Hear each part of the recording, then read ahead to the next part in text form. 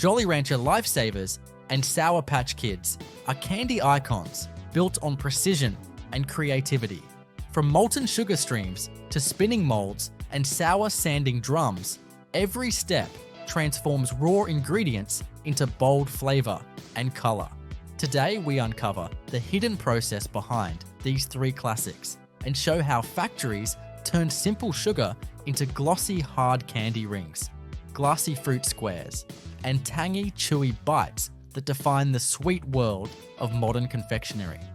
Though the final product seems simple, transparent, rectangular hard candies in a variety of fruit flavors, the process of manufacturing Jolly Ranchers is anything but. It is an advanced confectionery operation that requires careful control over temperature, moisture, viscosity, crystallization, and flavor retention. The core challenge of making Jolly Ranchers lies in manipulating a supersaturated sugar solution into a stable, glass-like solid that is resistant to moisture, slow to dissolve, and delivers an intense, uninterrupted flavor burst for several minutes. The process begins with raw material sourcing and preparation. The core ingredients used in Jolly Ranchers are sucrose, corn syrup, water, food-grade acids, artificial and natural flavorings, and color additives. Sucrose and corn syrup are delivered in bulk to the manufacturing facility, sugar in silos as granulated crystals, and corn syrup in heated stainless steel tanks to keep it fluid. These ingredients are tested for purity, microbial safety, bricks, and consistency before being released into production. Maintaining the proper ratio between sucrose and corn syrup is essential because it determines the final product's texture and stability. Sucrose contributes to the hard glassy structure, while corn syrup helps prevent crystallization and contributes to the candy's chew resistance. The candy making process begins in a continuous cooking system. Granulated sugar and corn syrup are combined with water in large stainless steel mixing tanks and heated to dissolve the sugars into a uniform syrup. This syrup is then pumped into high-temperature vacuum cookers or continuous candy cookers where it is rapidly brought to temperatures between 150 degrees Celsius and 160 degrees Celsius. At these temperatures, most of the water is evaporated, leaving a highly concentrated syrup that contains more than 98% solids. This step is crucial because it creates a hard, glass-like texture when the syrup cools. The cookers are equipped with thermocouples, pressure sensors, and flow meters that allow for real-time control and adjustment. Maintaining an extremely low moisture content at this stage is key. Any excess water would lead to graining, stickiness, or a cloudy appearance in the final product. The cooked syrup is also under vacuum pressure, which allows the water to evaporate at a lower temperature and helps prevent caramelization or flavor degradation. The candy mass is monitored for viscosity, color, and density as it exits the cooker.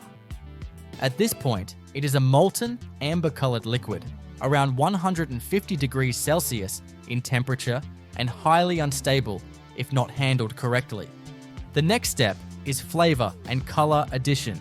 Because most flavor compounds and food dyes are sensitive to high heat, they are not added during the cooking stage, but rather immediately afterward.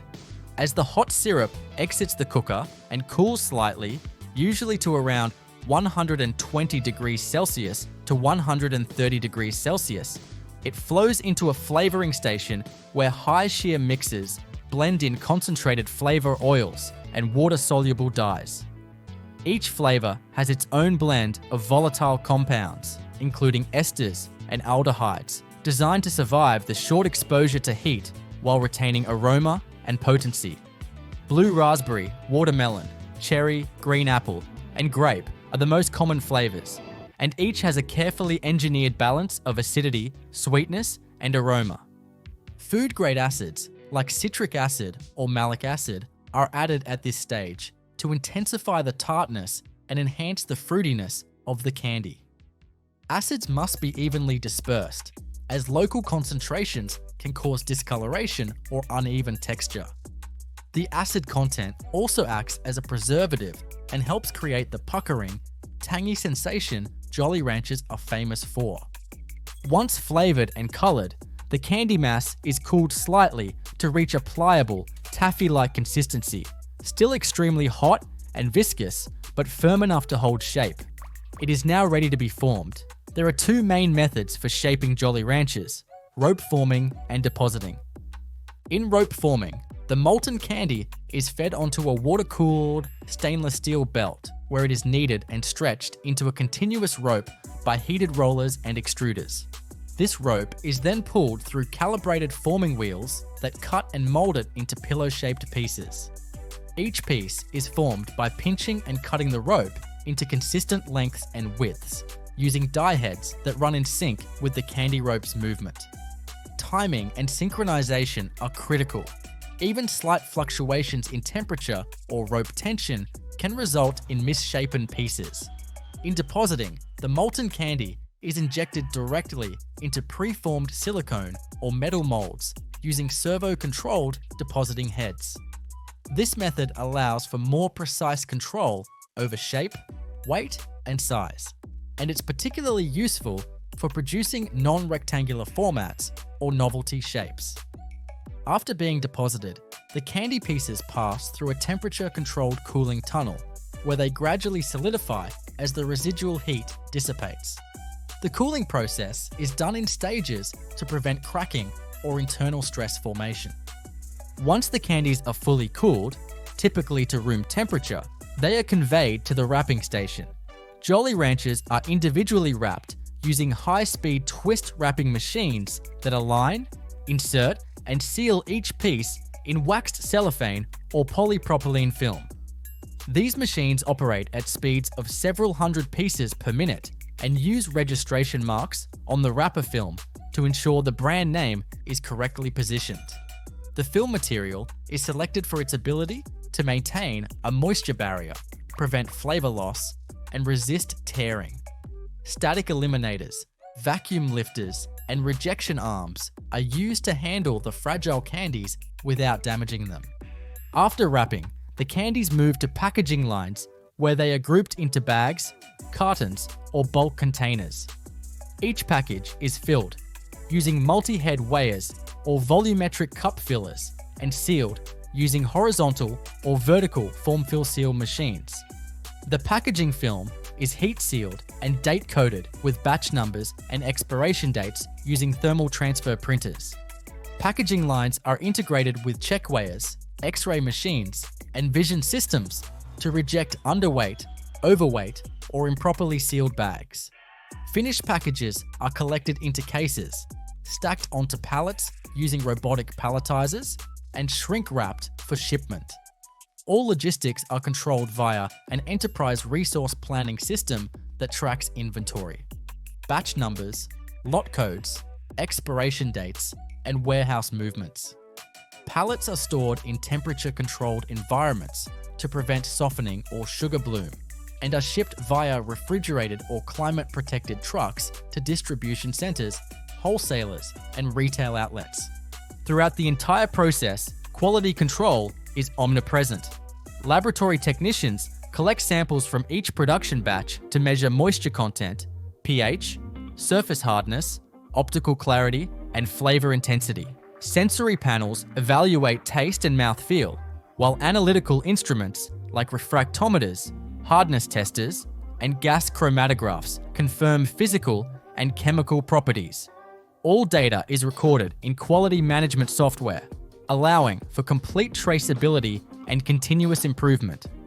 Worthy of note is the incredible precision required to maintain the amorphous, glassy structure of a Jolly Rancher. Unlike crystalline candies, which have structured sugar lattices, Jolly Ranchers are non-crystalline, meaning they contain no defined crystal structure. They are instead supercooled sugar solutions that solidify into a glass-like state. This unique property gives them their characteristic durability and slow dissolving nature.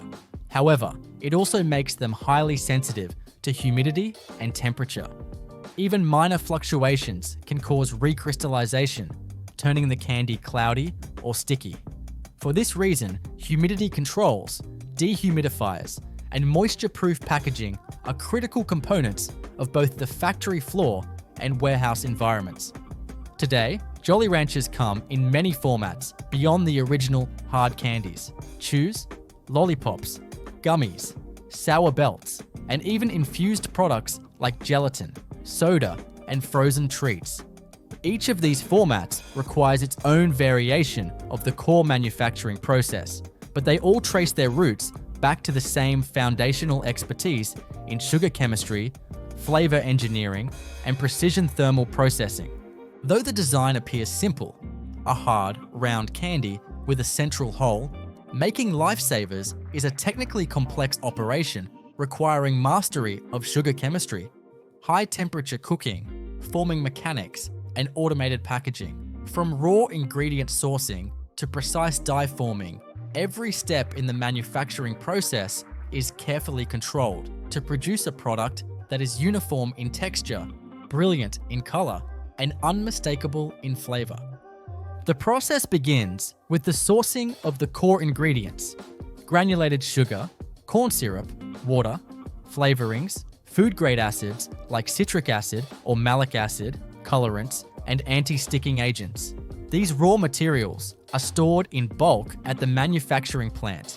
Sugar is delivered in rail cars or pneumatic trucks and offloaded into silos, while corn syrup is pumped directly from tanker trucks into insulated storage tanks maintained at precise temperatures to prevent crystallization or thickening.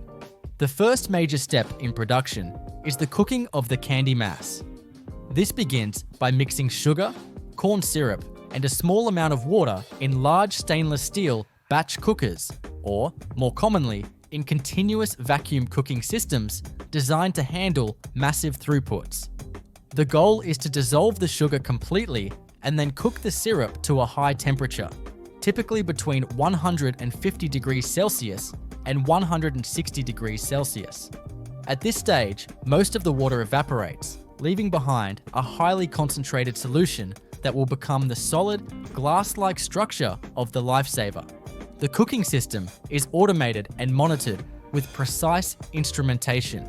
Temperature probes, refractometers, and viscosity sensors ensure the syrup reaches exactly the right concentration, usually above 98% total solids by the weight.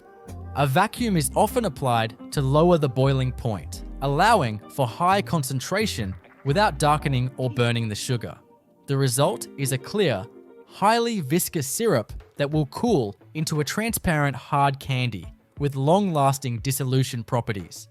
Once cooked, the syrup is transferred through heated pipes to a flavor and color dosing station. Because flavoring agents and colorants are sensitive to high temperatures, they are added at this stage, after cooking but before cooling. Each batch of Lifesavers is divided by flavor, such as cherry, raspberry, watermelon, orange, or pineapple for the 5 flavors variety, and treated with its corresponding blend of aromatic oils or esters. These flavorings are designed for thermal stability and intensity, so they survive the heat and deliver strong taste through the duration of consumption. Colorants are similarly dosed in exacting quantities. Water or oil-soluble, food-grade dyes are mixed with the syrup to achieve the distinct, vibrant look of each variety. Color uniformity is critical as it serves both a sensory and branding function. High shear mixers ensure even dispersion of both flavor and color throughout the thick, molten candy mass. If not mixed thoroughly, it could result in marbling, streaks, or uneven flavor distribution in the final product. Once the candy mass is fully flavored and colored, it must be cooled to the proper consistency for shaping. This is done on water-cooled steel belts or rotating metal drums that reduce the temperature of the syrup while keeping it malleable. At this point, the hot candy becomes a semi-solid mass with a consistency similar to taffy but still hot, around 100 degrees Celsius to 120 degrees Celsius. From here, the candy is passed through kneading machines that fold and stretch it to ensure a uniform texture and prevent localized hardening. The most iconic part of the Lifesaver is its ring shape, and this is created through a specialized candy forming process called die forming. The cooled and kneaded candy mass is rolled into a continuous rope by precision forming rollers. This rope is then fed into a rotary forming machine equipped with engraved dies that shape and punch each candy into its signature ring shape. The dies rotate on two counter-rotating wheels, one with cavities, one with plungers, that press and cut each candy in rapid succession. The central hole is formed by the plunging pin, which punches through the middle during forming. This is one of the most sensitive steps in the entire operation. The forming machinery must operate in exact time with the flow of the candy rope. If the temperature is too high, the candy will stick or deform. If too cool, it will crack or shatter. The tooling is made from hardened stainless steel and requires frequent polishing and maintenance to maintain exact dimensions and surface finish, which directly affect the candy's clarity and shape. After forming, the candies are soft enough to deform under pressure, but firm enough to hold shape. To harden them, they are conveyed through a multi-stage cooling tunnel, an insulated, temperature, and humidity-controlled conveyor system that gently brings the candy down to ambient temperature. This stage lasts several minutes and must be carefully controlled to avoid sugar bloom, moisture absorption, or warping. Once cooled and hardened, the candies are polished to a brilliant finish. This is done using polishing pans, rotating drums that tumble the candies gently while applying a fine mist of food-grade wax, usually carnauba or beeswax. This coating prevents the candies from sticking together and gives them their characteristic glossy sheen. In some production lines, anti-caking agents like calcium stearate or modified starches are also applied to prevent clumping in humid environments. The finished candies are now ready for inspection and packaging. Optical sensors and vision systems check each piece for size, shape, and color consistency.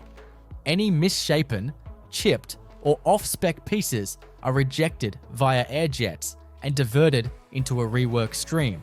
The approved candies are weighed and counted using high-speed check weighers and portioning hoppers. The classic Lifesavers packaging format is the foil-wrapped roll, which holds approximately 14 candies. To create this iconic pack, a vertical form-fill seal system is used. A pre-printed roll of foil paper is unwound and formed into a tube while the candies are dropped in sequentially from above. The ends are crimped, and the whole roll is sealed using heat and pressure. The label is aligned so that branding and flavor are easily identifiable. Each package is printed with batch numbers, expiration dates, and product codes using laser or thermal inkjet printers. In addition to the classic rolls, Lifesavers are also sold in laydown bags, theater boxes, and holiday tins. These formats are created using horizontal flow wrappers or carton filling machines that package the candies in bulk quantities. Bagged and boxed varieties often include multi-flavor assortments, requiring additional equipment to mix and blend the right proportions of each candy variety before packaging. Once packaged, all Lifesavers products are grouped into shipping cartons, loaded onto pallets using robotic palletizers, and shrink-wrapped for stability during transport. Finished pallets are stored in climate-controlled warehouses, where temperature and humidity are monitored to prevent candy degradation. Lifesavers are shelf-stable and do not require refrigeration, but maintaining a stable environment ensures maximum clarity, flavor retention, and protection from humidity. Throughout the entire process, quality assurance systems are embedded at every critical control point. Operators continuously monitor production parameters like bricks level, viscosity, forming rate, cooling profile, and wrapping integrity.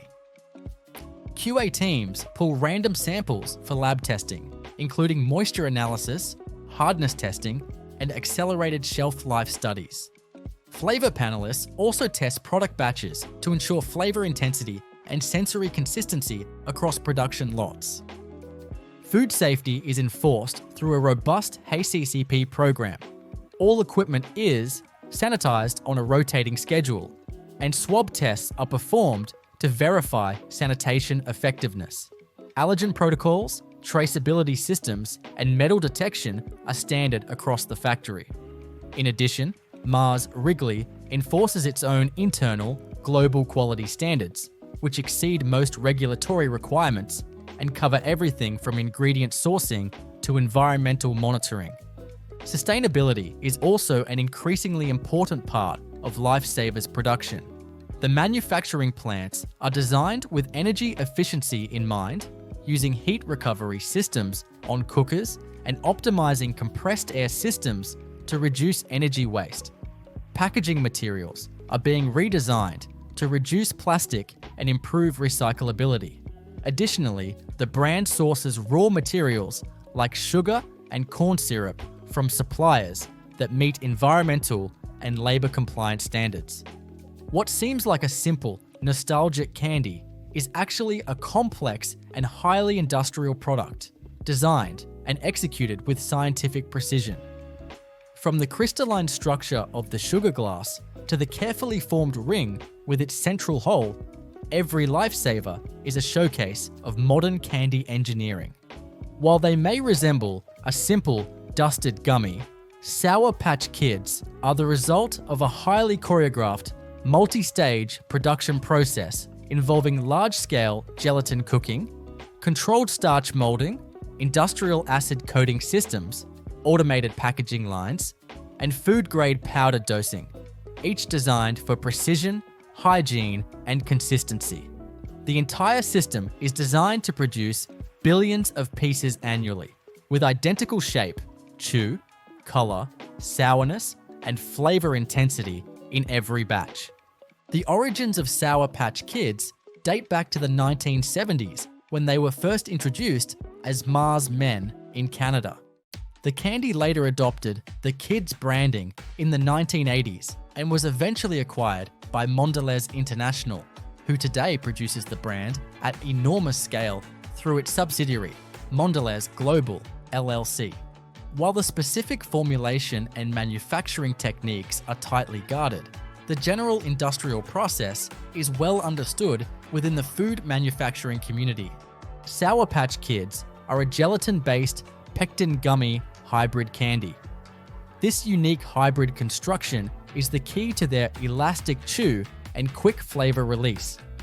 Their production begins with a set of core raw ingredients: sugar, corn syrup, water, modified food starch, gelatin, citric acid, tartaric acid, lactic acid, natural and artificial flavorings, colorants, and finally, a coarse coating of granulated sugar and acid blend. All of the ingredients must meet strict food safety and quality standards. Sugar and corn syrup are delivered in bulk via pneumatic systems and stored in dry silos and heated tanks, respectively. These two sugars are blended in specific ratios that determine not just sweetness, but also the final candy texture and water activity. Corn syrup, made mostly of glucose, is responsible for preventing sugar crystallization and creating the elastic, non-grainy chew of the finished gummy. Water, starch, and gelatin are combined in jacketed mixing tanks equipped with high shear agitators. The mixture is heated to allow the starch and gelatin to dissolve fully and hydrate. The gelatin contributes to the candy's elastic texture, while modified food starch controls the firmness and shelf stability of the gummy. Once hydrated, the base syrup is pumped into a continuous cooking system, where it is brought to a boil under carefully controlled conditions. The temperature and time in the cooker determine the final brix level, viscosity, and moisture content of the candy mass. After cooking, the hot candy mass is cooled slightly to allow for flavor and color addition. Because flavoring compounds and colorants are often volatile and heat sensitive, they are injected post-cooking using metered dosing pumps. Each flavor, such as red berry, lime, orange, lemon, and blue raspberry, is associated with a specific aromatic profile built from fruit, esters, and acids, as well as a corresponding food dye or colorant. Mixing tanks are equipped with high shear mixing blades to ensure even distribution of the flavor and color throughout the dense candy base. Now comes one of the most technically unique steps in gummy candy manufacturing: starch molding. This step uses mogul lines, massive, fully automated machines that allow for high-speed casting of shaped candies into starch-filled trays. Each tray is made of plastic or aluminum and filled with cornstarch that has been leveled and tamped smooth. Metal molds shaped like little humanoid kids are pressed into the starch to create impressions, forming a negative mold into which the hot, gummy syrup will be deposited. The flavored candy mass is pumped to a depositing head, which moves over the trays and fills each cavity with a precise amount of liquid candy. Deposit accuracy is controlled using servo motors and temperature feedback loops, ensuring uniformity in weight, shape, and cooking consistency. The trays are then stacked and moved into drying rooms, also called curing tunnels. Inside these drying rooms, which are carefully controlled for temperature and humidity, the gummies are allowed to set and dry for up to 24 to 48 hours. The drying process reduces the moisture content of the candy to the desired final level, usually between 15 to 20%, which gives the candy its characteristic chewiness while also preventing microbial spoilage.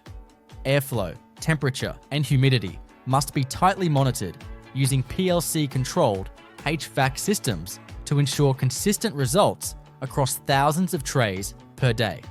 After curing, the trays are sent to a demolding station where vibratory screens and air jet systems gently shake the gummies loose from the starch molds. The candies are separated from the starch, which is vacuumed, filtered, dried, and reused in the mogul system. Any remaining starch dust on the gummies is removed using compressed air and gentle brushes in a cleaning tunnel. At this stage, the gummies are still flavor-rich, but not yet sour.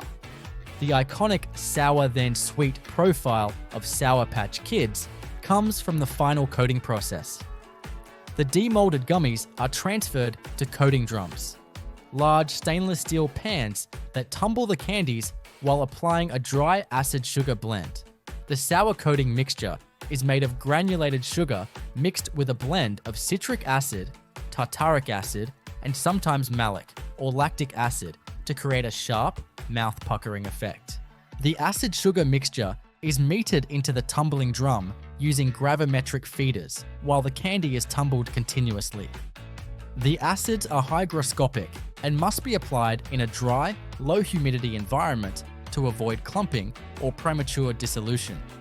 Drum speed, sugar flow, and candy dwell time are all adjusted in real time to achieve a uniform coating on every piece.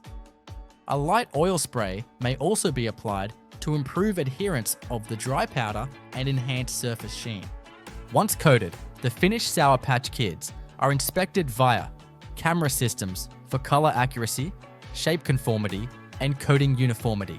Any malformed or undercoated candies are removed by optical sorting systems. Quality control personnel pull samples from each batch to test for moisture content, sourness, texture, and flavor consistency via sensory panels. Now ready for packaging, the candies are conveyed to automated packaging systems where they are sorted by flavor mix and portioned into specific weights using multi-head combination weighers. Bags are formed from roll stock film using vertical form-fill-seal machines, which create a pouch, fill it with candy, and seal it with heat-sealing jaws, all within seconds. The pouches are printed with date codes, barcodes, and lot tracking information using inkjet or laser printers. Larger formats, such as share-size bags or theatre boxes, are handled by separate horizontal packaging lines, which use carton erectors, candy loaders, and robotic closers to produce shelf-ready multi-packs.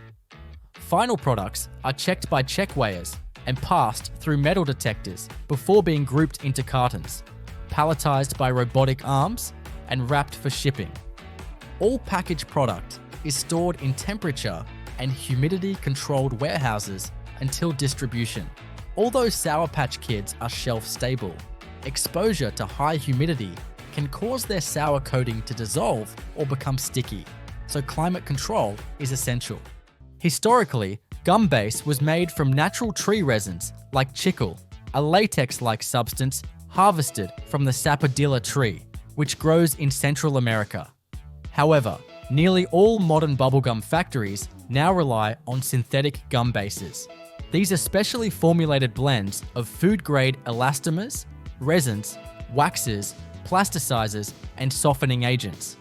The use of synthetics provides far greater control over consistency, shelf life, and bubble blowing capability, which is critical for mass production and distribution. The raw materials used in synthetic gum base are delivered to the factory in large sacks or drums, and each ingredient is sampled and tested before entering the production line. Elastomers such as polyisobutylene and polyvinyl acetate provide the stretchy, elastic properties needed for bubble blowing.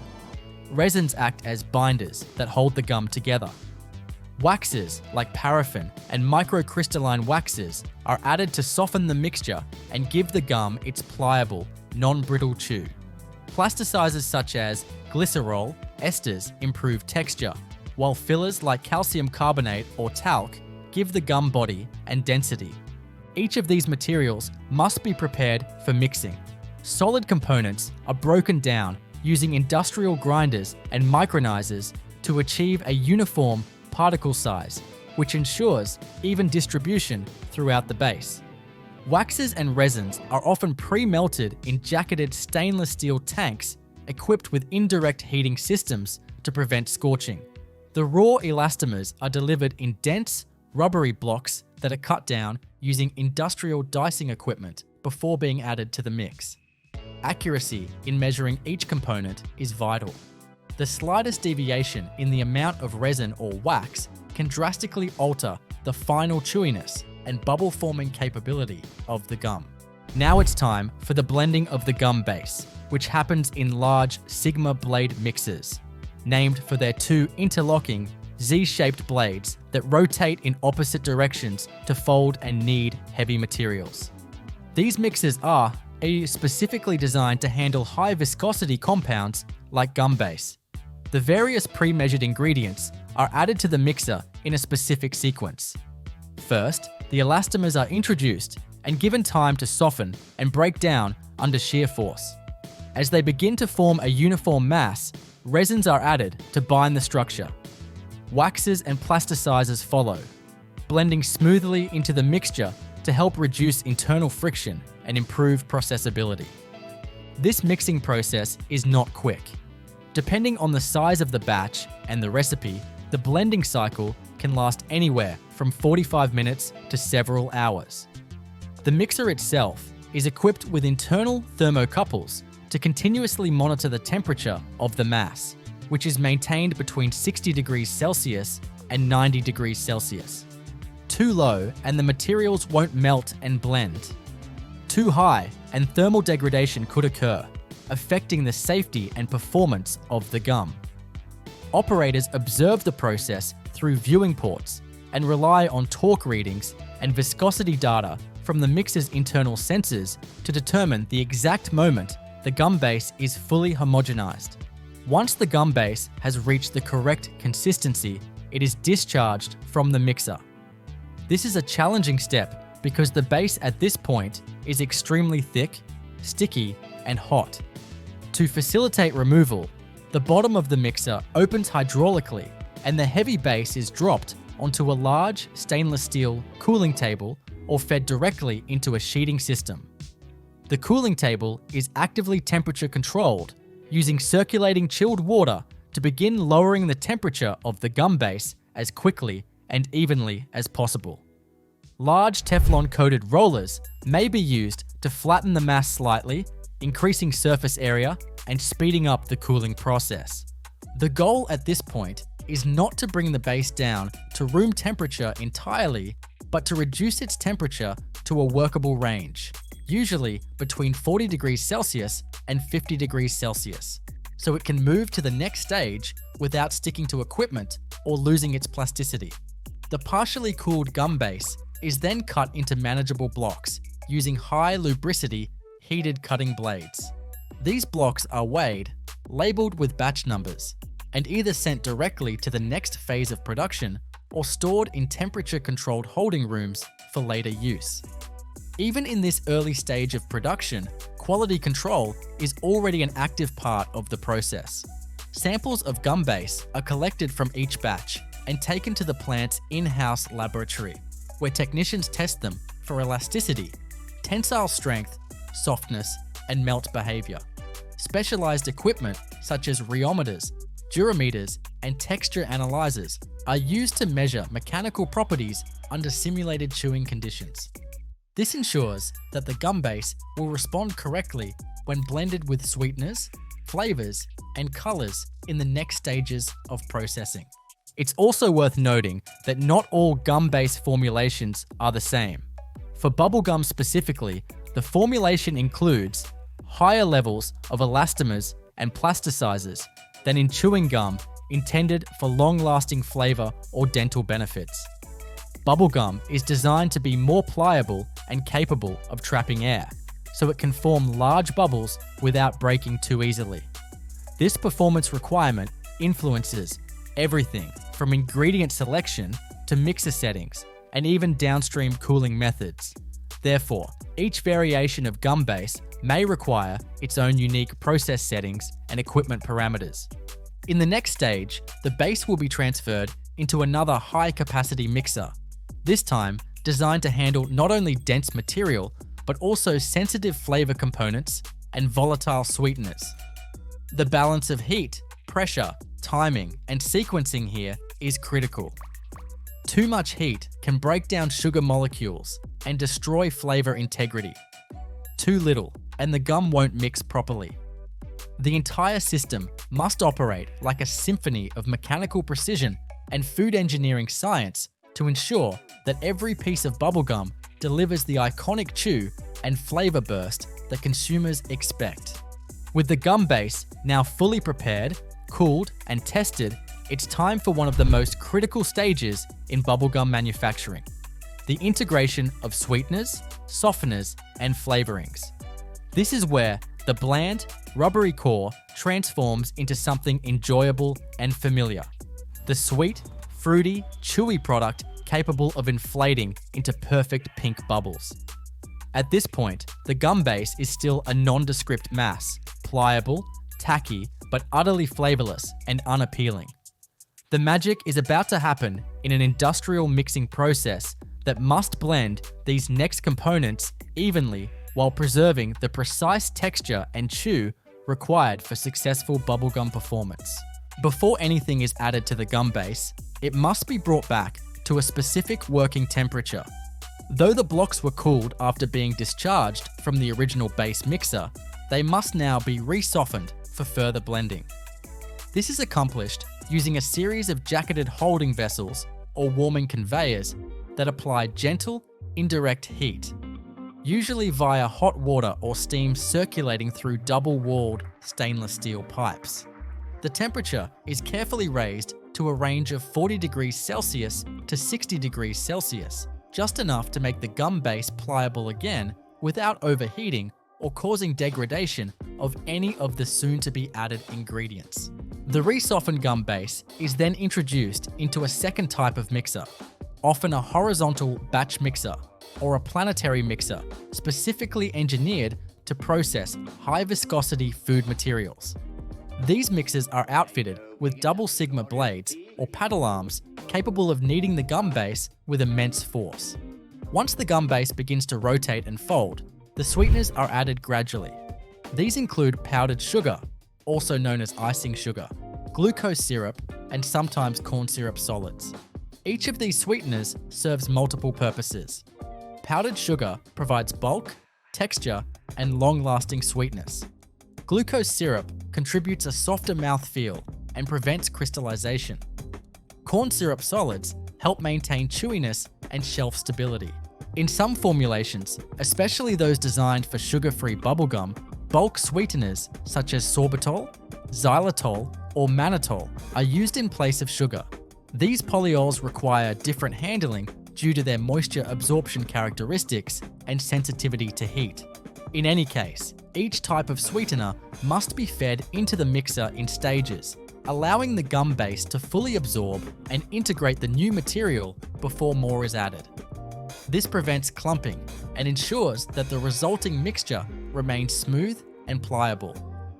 Industrial-scale screw feeders or vacuum conveyors may be used to introduce these ingredients directly into the sealed mixing chamber to maintain cleanliness and prevent contamination.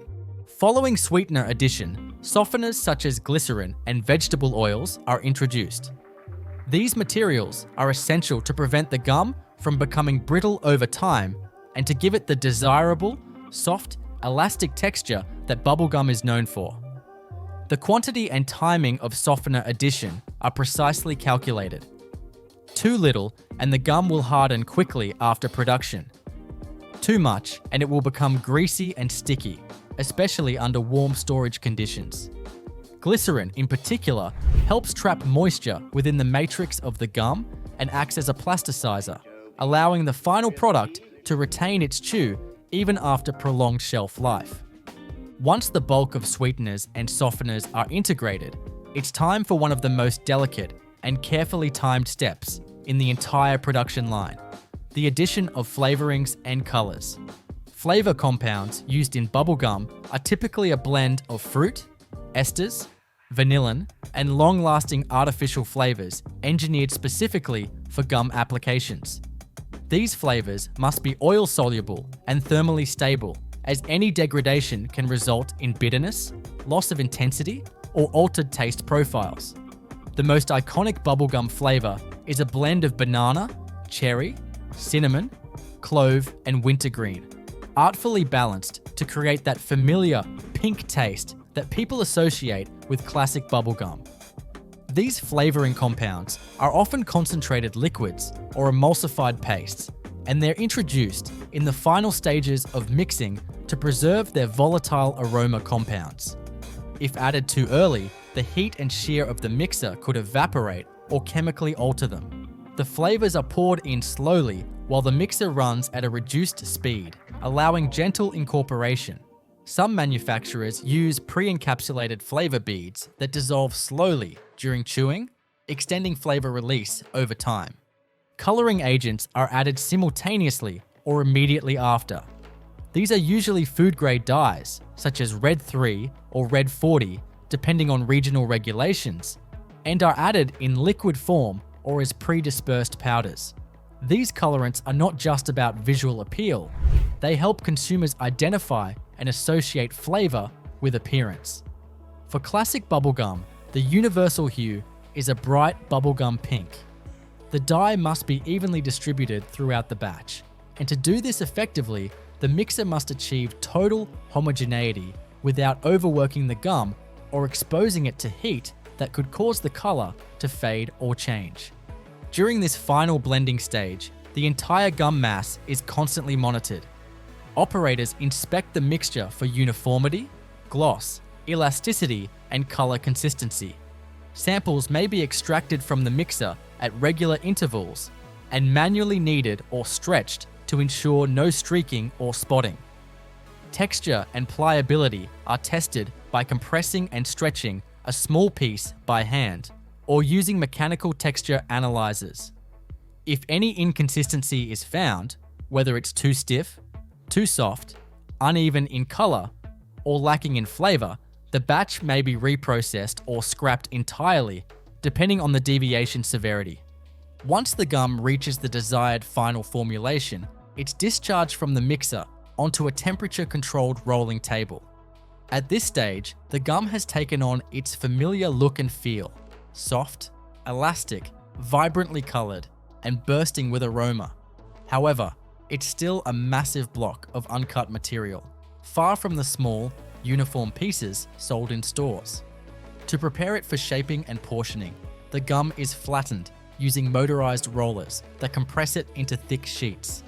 These rollers are heated just slightly, enough to keep the gum pliable but not so hot that it becomes sticky or begins to sag.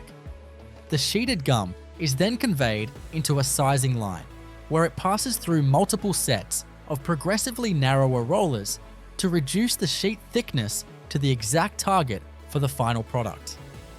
Whether the gum will be cut into strips, rolled into tape, molded into spheres, or formed into pillow-style pieces depends on the final product format. The sheet thickness must be precise, too thick, and the gum will be too large to chew comfortably. Too thin, and it will tear or lack substance. Precision slitter blades then slice the gum into long ribbons, which are cooled again on conveyor belts using ambient air or chilled tunnels. These ribbons are stacked and allowed to rest briefly in temperature, dent, and humidity-controlled zones. This rest period, sometimes called the conditioning phase, allows moisture and elasticity to equilibrate across the entire piece of gum. It helps stabilize the internal structure and prepare the gum for cutting, shaping, and packaging without causing cracking or deformation. At this point, bubblegum is fully formed in its raw shape, but still unwrapped and unpackaged. The product is ready for the next phase, which involves high-speed forming machines, wrapping systems, and final packaging lines designed to handle thousands of pieces per minute. These systems require their own precise engineering and synchronization to maintain the integrity and appeal of the final product. Now that the bubblegum has been properly flavored, colored, sheeted, and rested, it enters one of the most mechanically intricate and visually satisfying stages of production: shaping and cutting. At this point, the gum exists in long, flat ribbons of pliable, glossy material, carefully rolled and stacked in conditioned zones to ensure uniformity and stability. These ribbons are conveyed in single file onto a forming line that uses high-speed, synchronized mechanisms to turn raw sheets into the iconic forms consumers recognize, whether small pillow-style pieces, sticks, chunks, tape rolls, gumballs, or extruded logs. Let's first explore the most common format, the pillow-shaped bubblegum piece. This format is familiar from vending machines, Halloween candy mixes, and individual wrappers. To achieve this, the bubblegum ribbon is fed into a forming wheel, where it is gently guided through a series of progressive molds or cavity rollers. These rollers are designed with alternating male and female cavities that press into the gum from both sides, creating the shape of a small rectangular block with softened edges. As the ribbon passes through these molds, the gum is compressed and cut simultaneously by a synchronized die cutter positioned just after the final molding wheel. Cutting must be done with extreme precision, as even a millimeter of deviation could affect packaging alignment and product weight. To account for thermal expansion and gum elasticity, the cutting blades are adjustable in both depth and cycle timing. High-speed optical sensors detect the flow rate of the gum ribbon, feeding data into a digital controller that dynamically calibrates the cutter's speed in real time. The gum, now formed into uniform bite-sized pieces, is ejected onto a short conveyor, ready for wrapping. In the case of bubblegum stick formats, like the flat rectangular pieces found in classic packs, the shaping process is slightly different. Instead of molding with rollers, the gum sheets are trimmed on all four edges to create clean, sharp lines. They are then passed through a rotary cutter equipped with hardened steel blades, slicing the sheet into strips of exact dimensions. These strips are stacked and cut again to create individual sticks. The machines responsible for this operation resemble guillotines, but with servo-controlled precision that allows for continuous, non-stop operation at high speeds. The final sticks are conveyed into wrapping units without any manual handling, preserving hygiene and maintaining throughput. Bubblegum tape, a novelty format often rolled into small plastic canisters, requires its own unique process. The sheeted gum is passed through a winding station where it is gently rolled into a flat coil, not unlike a roll of tape. Tension is carefully controlled here, too much pressure, and the coil will deform or stick to itself. Too little, and it will unravel inside the container. Once coiled, the tape is automatically dropped into a custom-formed plastic shell, usually hinged with a pop-top lid. A blade inside the lid allows consumers to tear off a desired length. These plastic cases are injection molded on-site or sourced in bulk and fed into the filling line by vibratory bowl feeders. For gumballs or spherical bubblegum formats, the production method is even more specialized. Instead of being formed from ribbons, these are made using extrusion and spheronization techniques. Warm gum is extruded through a nozzle into a thick rope, which is then cut into small segments by a rotating knife. These segments are dropped into rotating pans, lined with friction-inducing surfaces that tumble the gum continuously, rounding the pieces into spheres through centrifugal motion. Once the balls reach a near-perfect shape, they are cooled and coated in a separate process, which we'll explore shortly. Regardless of the final shape, all bubblegum formats at this stage are unwrapped and uncoated, meaning they are vulnerable to sticking, moisture absorption, and contamination. Therefore, the next critical phase is the wrapping and packaging process, which combines high-speed automation, material engineering, and branding considerations.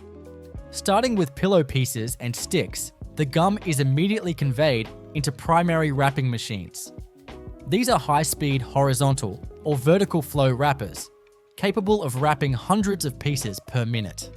A continuous roll of printed film, typically made of polypropylene or foil-backed paper, is unwound and fed through the machine. As the gum pieces travel along a conveyor, the film wraps around each piece and is sealed using heated crimpers that create a back fin seal and two end seals. For some classic styles, twist wrapping machines are used instead, which pinch both ends of a small rectangular wrapper and twist them tightly around the gum. These machines are equipped with sensors that detect gum position and length, ensuring perfect alignment between the product and its printed branding.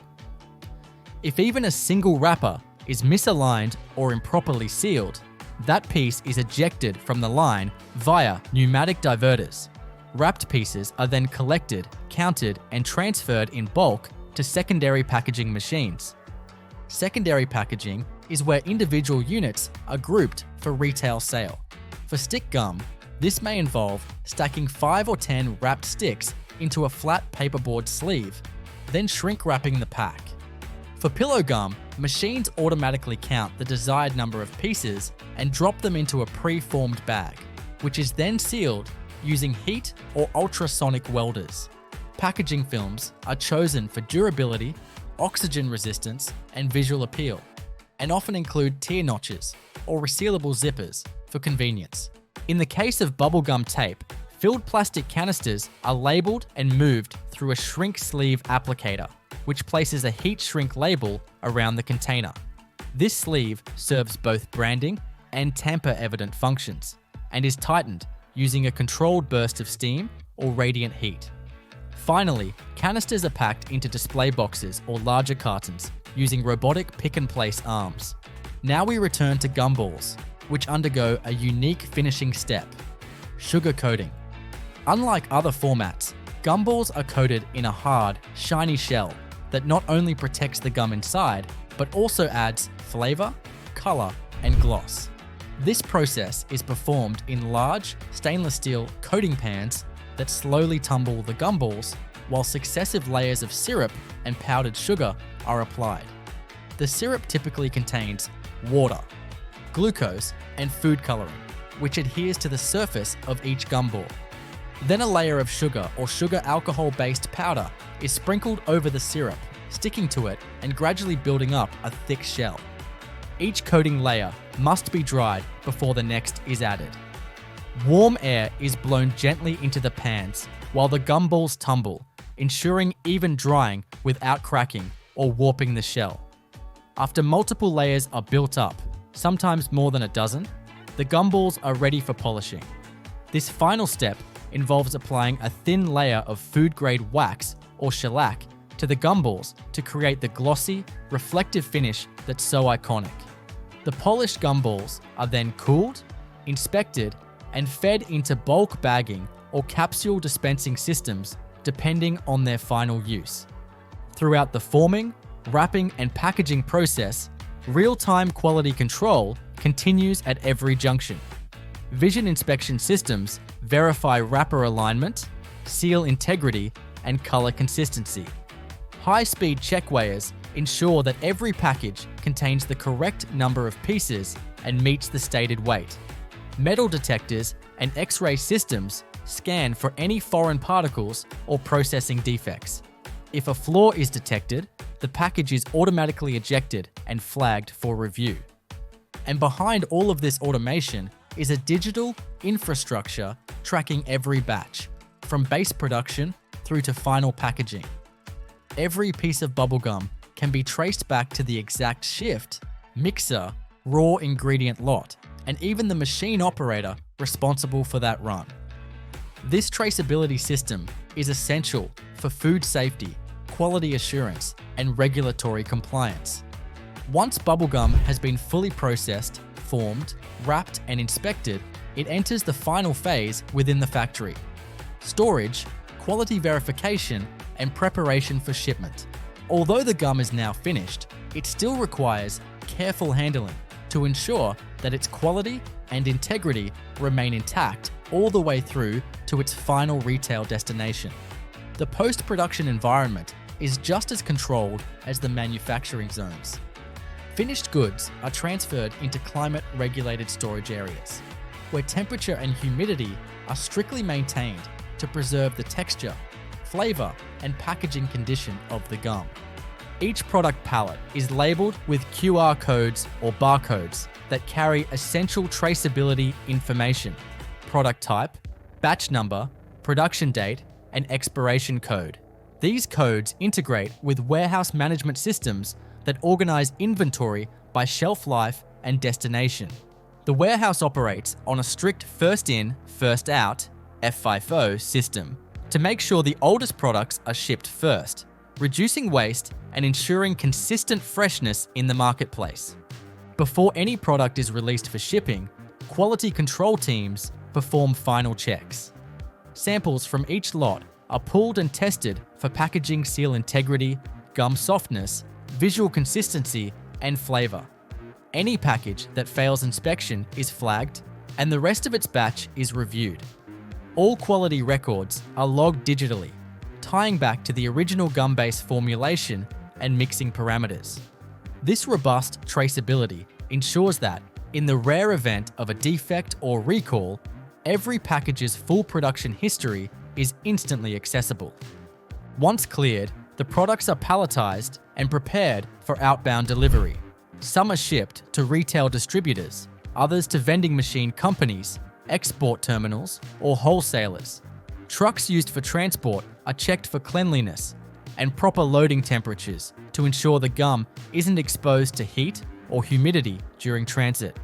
Stretch-wrapped pallets are loaded according to weight and stability guidelines, scanned out of the factory system, and then dispatched. Even after leaving the facility, each batch of bubblegum remains traceable, monitored, and accountable. This level of post-production oversight is essential to maintaining brand reliability and consumer trust. It ensures that the bubblegum purchased in a corner store, supermarket, or theme park tastes exactly as intended: sweet, chewy, stretchy, and perfectly made. From polymer blending and base formulation to flavor integration, shaping, wrapping, and final logistics, the entire bubblegum production process is a seamless combination of food science, mechanical precision, and quality management. It's a surprisingly complex journey for a product designed to be fun and carefree, proof that even the most playful confections are supported by a foundation of serious, sophisticated industrial engineering. Reese's Peanut Butter Cups begin with the bulk delivery of raw peanuts to the factory's intake silos, where they are gravity-fed into the initial sorting system. These peanuts are inspected mechanically, using a combination of vibrating sieves and optical sorters to remove any debris, underdeveloped kernels, or foreign materials. Once sorted, the peanuts move via enclosed conveyors to massive gas-fired rotary roasters. These roasters tumble the peanuts at temperatures ranging from 160 to 180 degrees Celsius for up to 30 minutes, depending on the batch specifications. Uniform roasting is critical, as it directly impacts the flavor profile of the peanut butter core. Immediately after roasting, the peanuts are dropped into rapid cooling bins to halt the cooking process. Once cooled, they're transported to a dry deskinning machine, where rubber-lined rollers strip the outer skins, which are then removed via airflow separators. The cleaned roasted peanuts are directed into hoppers that feed them into industrial grinders. The first stage produces a coarse paste, while the second stage refines this paste into a smooth, semi-solid mass with just enough texture to give Reese's its signature, slightly grainy peanut butter. At this stage, the peanut paste is blended with dextrose, salt, and a small quantity of vegetable oil stabilizers in jacketed mixing tanks. These tanks are equipped with high-torque agitators that ensure uniform mixing and prevent separation. The peanut butter is then pumped into storage tanks held at a steady 40 degrees Celsius to maintain pourability, with recirculation loops preventing oil separation. While the peanut butter is being prepared, the chocolate coating is simultaneously processed in a different section of the plant. Solid chocolate blocks arrive in insulated pallets and are broken down into manageable chunks by automated crushers. These chunks are melted in conical tempering kettles, where the chocolate is cycled through precise temperature phases. Heating to 45 degrees Celsius to dissolve fat crystals, cooling to 27 degrees Celsius to encourage type 5 crystal formation, and then reheating slightly to 30 to 31 degrees Celsius to prepare for molding. This tempered chocolate is fed through stainless steel piping with heated jackets into the deposition zone. The chocolate is deposited into paper-lined plastic molds using servo-controlled nozzles. The molds are pre-fitted with pleated paper cups, automatically dispensed and placed by robotic arms. The bottom layer of chocolate is dispensed in a circular motion to form a consistent base. The molds are gently vibrated on a plate to spread the chocolate evenly and eliminate air bubbles. Once the bottom shell is semi-set, the peanut butter is deposited in the center using another set of volumetric piston fillers. Each dollop is carefully controlled to ensure it stays centered and does not bleed into the side walls, which would prevent the top chocolate layer from sealing properly. The peanut butter is slightly cooler than the chocolate to preserve its form as it's deposited. The top chocolate layer is applied almost immediately after the peanut butter centers are deposited. Another set of nozzles applies tempered chocolate to fully enrobe the filling, again followed by brief vibration to ensure complete coverage and smooth surface finish. This layered structure of chocolate, peanut butter, and chocolate is the signature of every Reese's cup, and the volumes are calibrated down to the milliliter.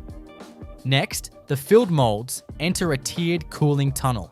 This tunnel is divided into climate zones, with each zone dropping in temperature by small increments, from 20 degrees Celsius down to around 8 degrees Celsius, over the course of 15 to 18 minutes.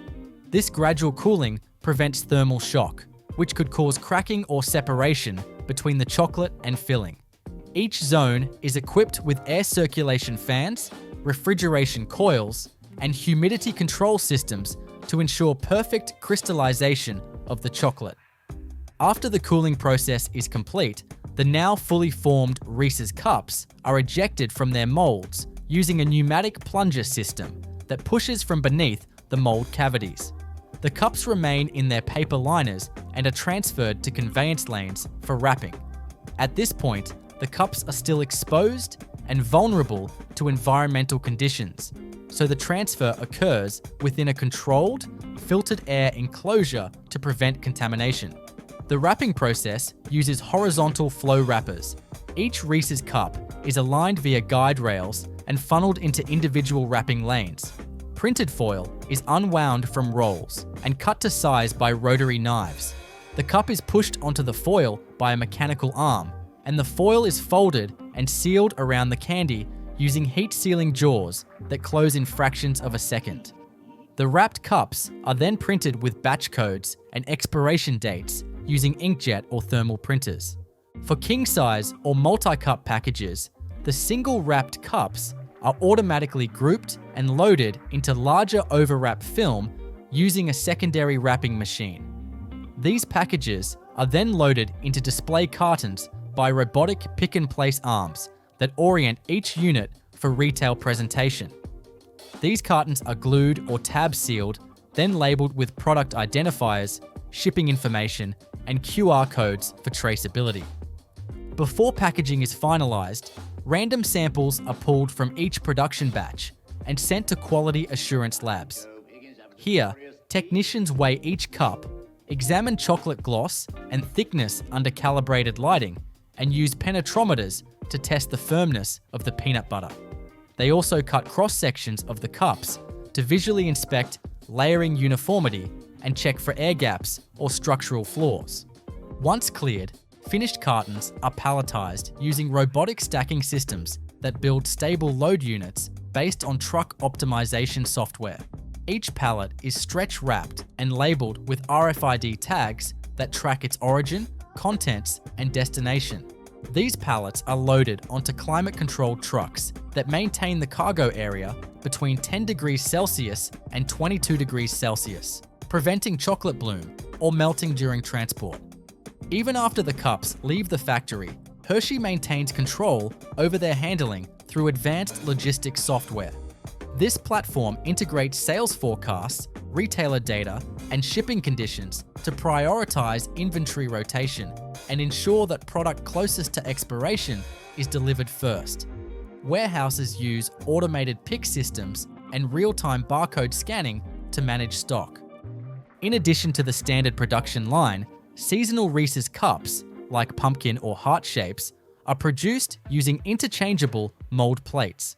These specialty shapes require adjustments in chocolate and filling deposition to accommodate varied volume and geometry. The same precision is applied to these runs, though the visual inspection is even more rigorous due to complex shapes. Flavor innovation is handled through a separate R&D pipeline. Variants like white chocolate or dark chocolate cups require their own tempering parameters and material handling systems to prevent cross-contamination. These are produced in small trial batches on modular production lines until formulations are approved for full-scale production. From a sustainability perspective, Hershey continuously works to reduce energy and material waste. Chocolate tempering kettles use thermal recirculation systems to recover heat energy, while the roasting exhaust is captured and scrubbed for reuse in preheating systems. All peanut skins, chocolate trimmings, and off-spec cups are collected and either reprocessed or converted into animal feed and energy through biodigesters. This entire system, roasting, grinding, tempering, depositing, cooling, wrapping, inspecting, and shipping, operates in a tightly synchronized loop, monitored by real-time factory control software. Supervisors can access dashboards showing throughput, downtime, temperature profiles, and ingredient usage. Alerts notify operators of any deviations from specification, and corrective actions are logged for traceability. Every Reese's cup, whether it's a classic 2-pack or a seasonal novelty, is the result of layered processes fine-tuned to deliver the exact same flavor and texture every time. From the precise ratio of peanut to salt, to the sheen on the chocolate, to the shape of the paper liner, all of it is the product of exacting industrial craftsmanship. Mars chocolate bar production starts with the arrival of key ingredients at the facility: raw cocoa mass, cocoa butter, sugar, skimmed milk powder, lactose, glucose syrup, and proteins used in the nougat layer. All ingredients are subject to strict quality control before entering the production line. Cocoa mass and butter are delivered in solid block form, stored in climate-controlled zones, and tested for fat content, aroma, and particle size. Sugar arrives in bulk and is transferred pneumatically into silos. Milk powders are delivered in sealed containers, sampled for moisture and purity, then funneled to automated dosing stations. The chocolate phase begins with tempering and mixing. Cocoa mass and cocoa butter are first melted in stainless steel, jacketed tanks at precise temperature ranges, typically between 45 degrees Celsius to 50 degrees Celsius. This molten chocolate mixture is sent into high-capacity blenders, where sugar, milk powders, and lactose are added. The mixing process creates a coarse paste which then undergoes refining. Refining is done using 5-roll refiners, massive machines where the chocolate paste passes through a series of increasingly narrow steel rollers. These rollers compress the paste down to a fine particle size between 20 to 30 microns. This size range ensures that the final chocolate feels silky and not gritty. Sensors monitor the output continuously for particle size and adjust roller pressure accordingly. The refined paste is moved into conching machines, where it's heated and agitated for several hours. Conching removes volatile acids and moisture while developing flavor and viscosity. Emulsifiers like soy lecithin are added during this phase to control flow behavior. The conched chocolate is then pumped into holding tanks kept at 30 to 32 degrees Celsius, ready for use in bar coating and mold filling. In parallel, the nougat layer is being produced in a different section of the factory. Mars's nougat starts by mixing sugar, glucose syrup, and water in large cookers. This mixture is heated to form a syrup, which is transferred to industrial aerators. Here, whipped protein, often derived from egg whites or hydrolyzed soy protein, is added. The high-speed aerators incorporate air into the mix, giving nougat its light, chewy texture. Once whipped, the nougat is enriched with milk powder, fats, and flavoring components to build creaminess and mouthfeel. The warm, aerated nougat is extruded onto a continuously moving conveyor belt as a wide, flat slab. As it travels down the line, it is cooled by overhead airflow units to partially set its structure.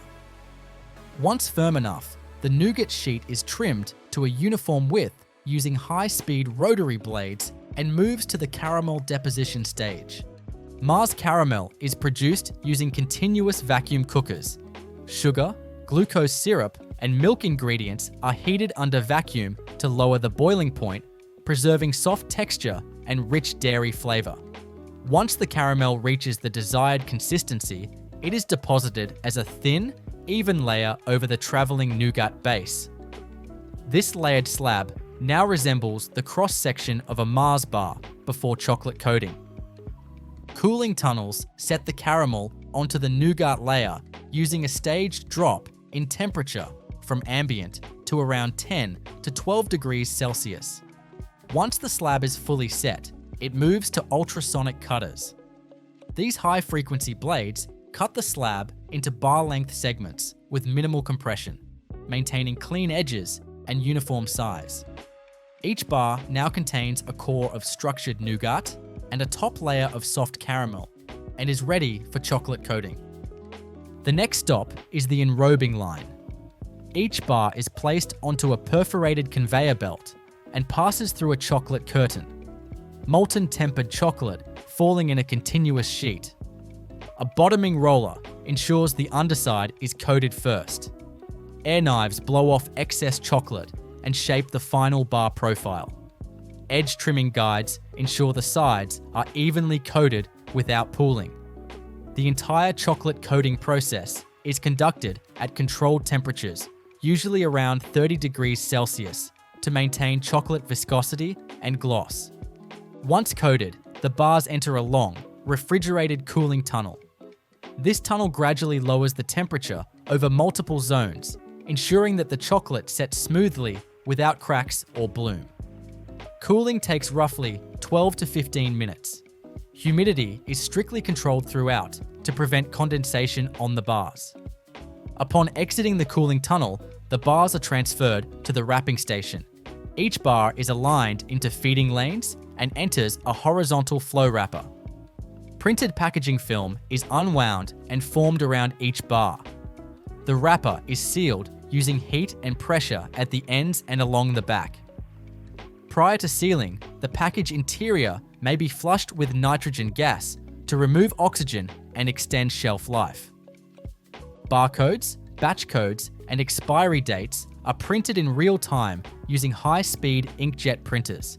Cameras verify print legibility and seal integrity, and any faulty packages are ejected from the line.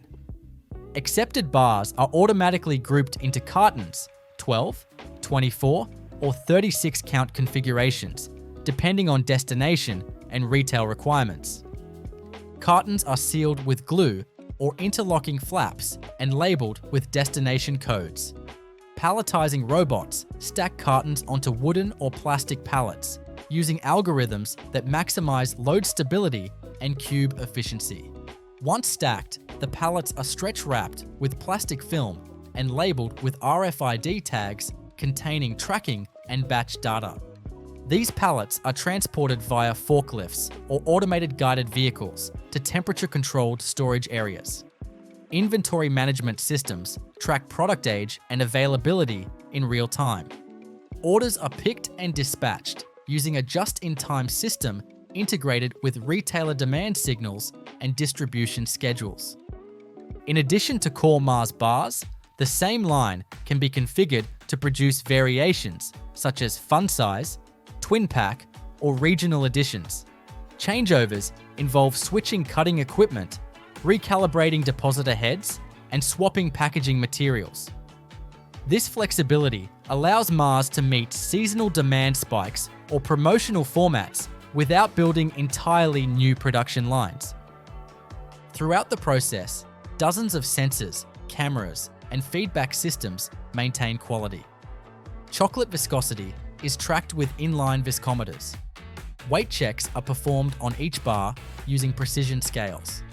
And metal detectors ensure product safety. Quality control technicians also pull random samples hourly to inspect cross-sections, flavor, and mouthfeel. Sensory testing panels taste test bars daily to ensure consistency. Waste is minimized through rework systems. Off-spec nougat and caramel are reprocessed when possible, and chocolate trimmings are collected and remelted for future batches.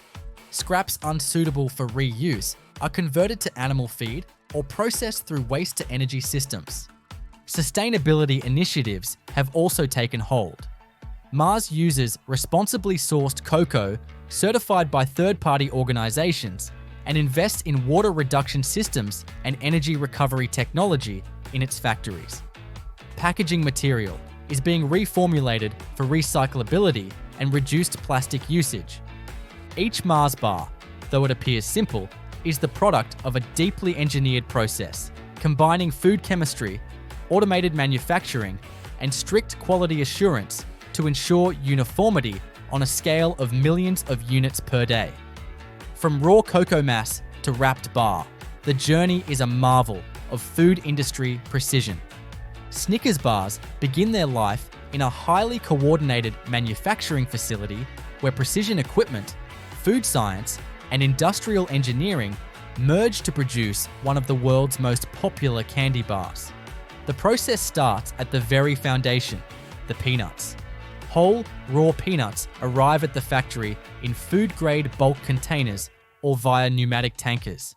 These nuts are funneled into intake hoppers equipped with vibrating screens and magnets to remove stones, shells, or metal fragments. From there, they're transferred to silos with humidity and temperature controls, where they await roasting. The roasting process is crucial in developing the Snickers bar's signature crunch and roasted aroma.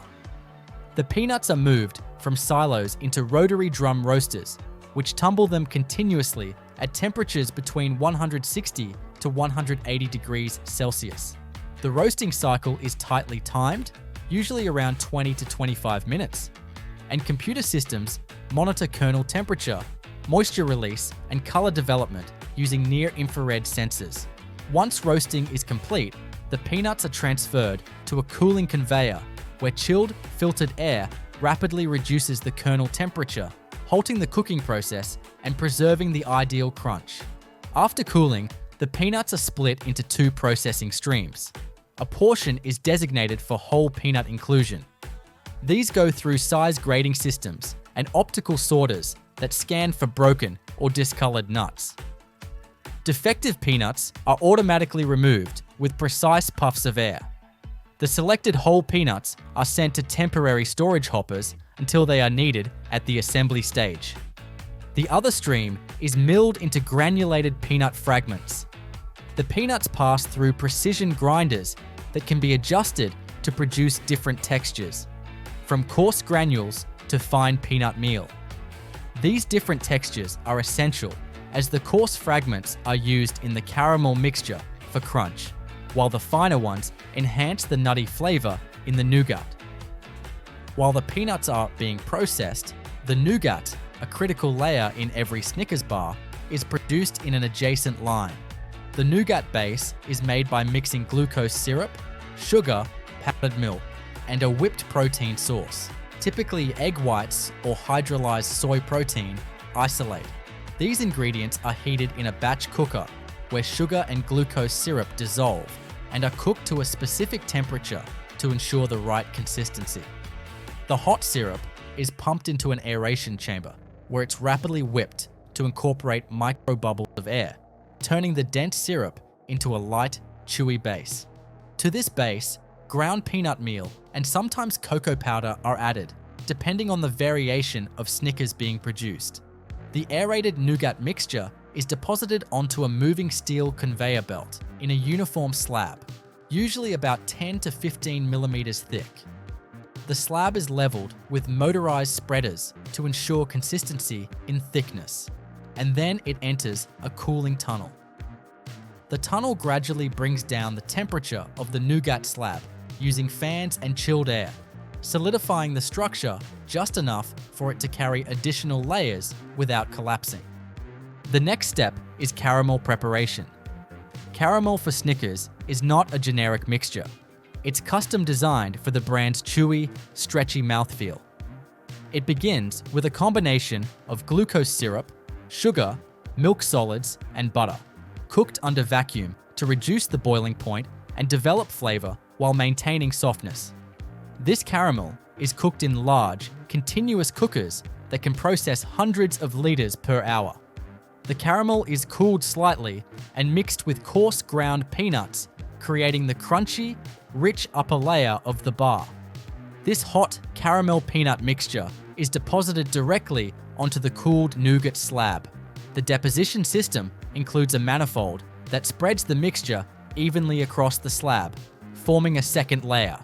This dual-layered slab continues down the production line into another cooling tunnel, where the caramel firms up without hardening completely, remaining flexible for cutting. Once sufficiently cooled, the dual-layer slab is transported to the guillotine cutter. Using ultrasonic or hot wire blades, the slab is cut into bar-width strips and then into individual bar lengths, usually 50 to 60 grams each. These bars are then conveyed into the enrobing line, where they receive their final layer, chocolate.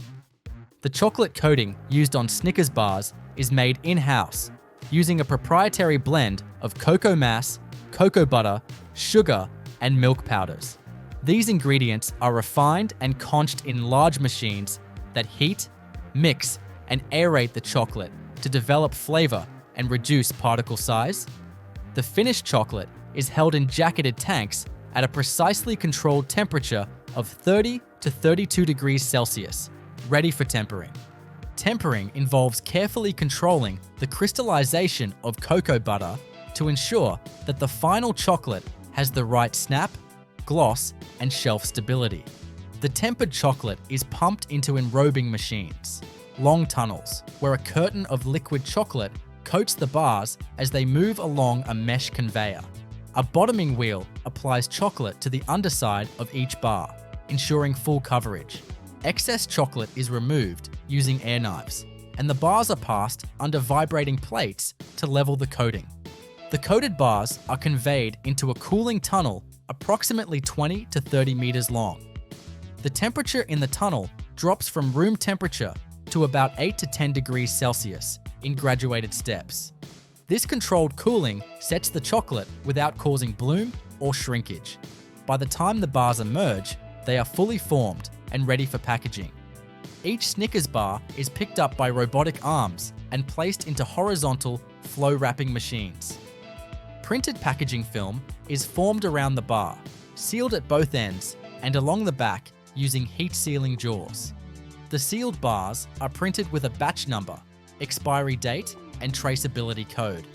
Optical scanners inspect each package for proper seal integrity, print clarity, and alignment. The wrapped bars are grouped into cartons using high-speed collation systems. Depending on the SKU, bars may be packed into boxes of 12, 24, or 48 units. The cartons are sealed, labeled with logistics and traceability data, and palletized by robotic stacking systems. Pallets are shrink-wrapped and moved to staging areas for shipment. Throughout this entire process, quality assurance plays a vital role. Inline sensors and cameras continuously monitor chocolate viscosity, nougat density, caramel flow rate, peanut distribution, and packaging integrity. Manual samples are taken hourly and cut open for cross-sectional inspection. Taste tests are conducted daily by trained sensory teams who evaluate aroma, flavor, mouthfeel, and visual quality. Products that fail any stage of inspection are diverted, documented, and analyzed to prevent recurrence. Snickers factories are designed with food safety and hygiene as top priorities. Staff wear full PPE, including hairnets, gloves, and smocks. Entry to production areas requires hand washing, sanitization, and often passing through air showers or floor sanitizers. All surfaces are made of food-grade stainless steel, and machinery is built with clean-in-place systems that allow automated washing and sanitization between batches.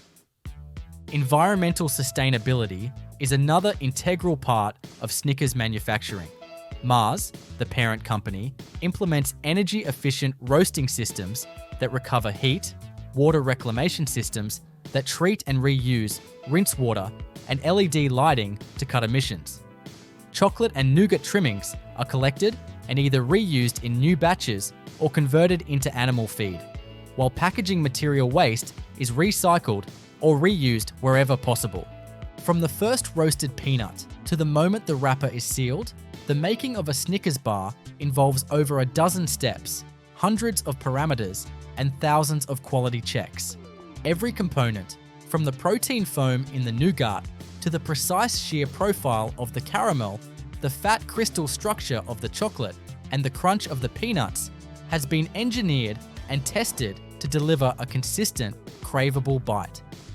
This integration of traditional confectionery with high-efficiency industrial production is what enables Snickers to be produced in the millions each day, while maintaining the same rich, multi-layered flavor and texture that has made it a global staple for decades.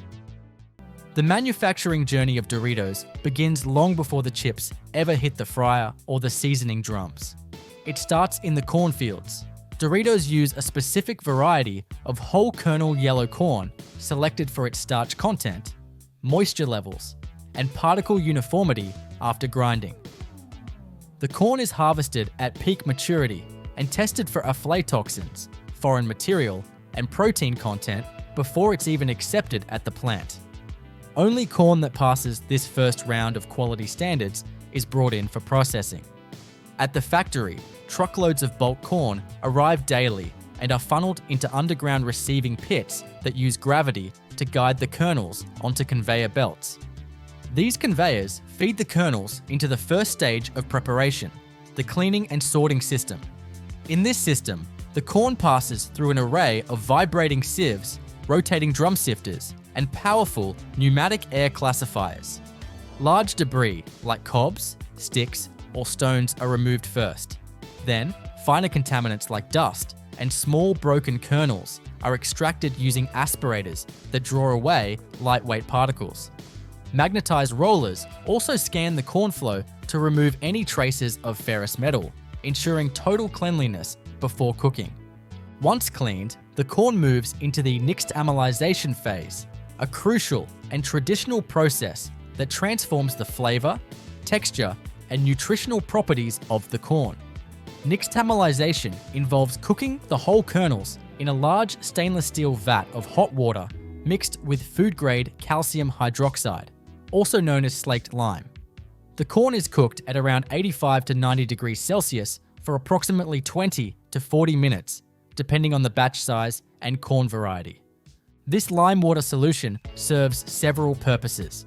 It breaks down the outer pericarp of the kernel, making it easier to grind and digest.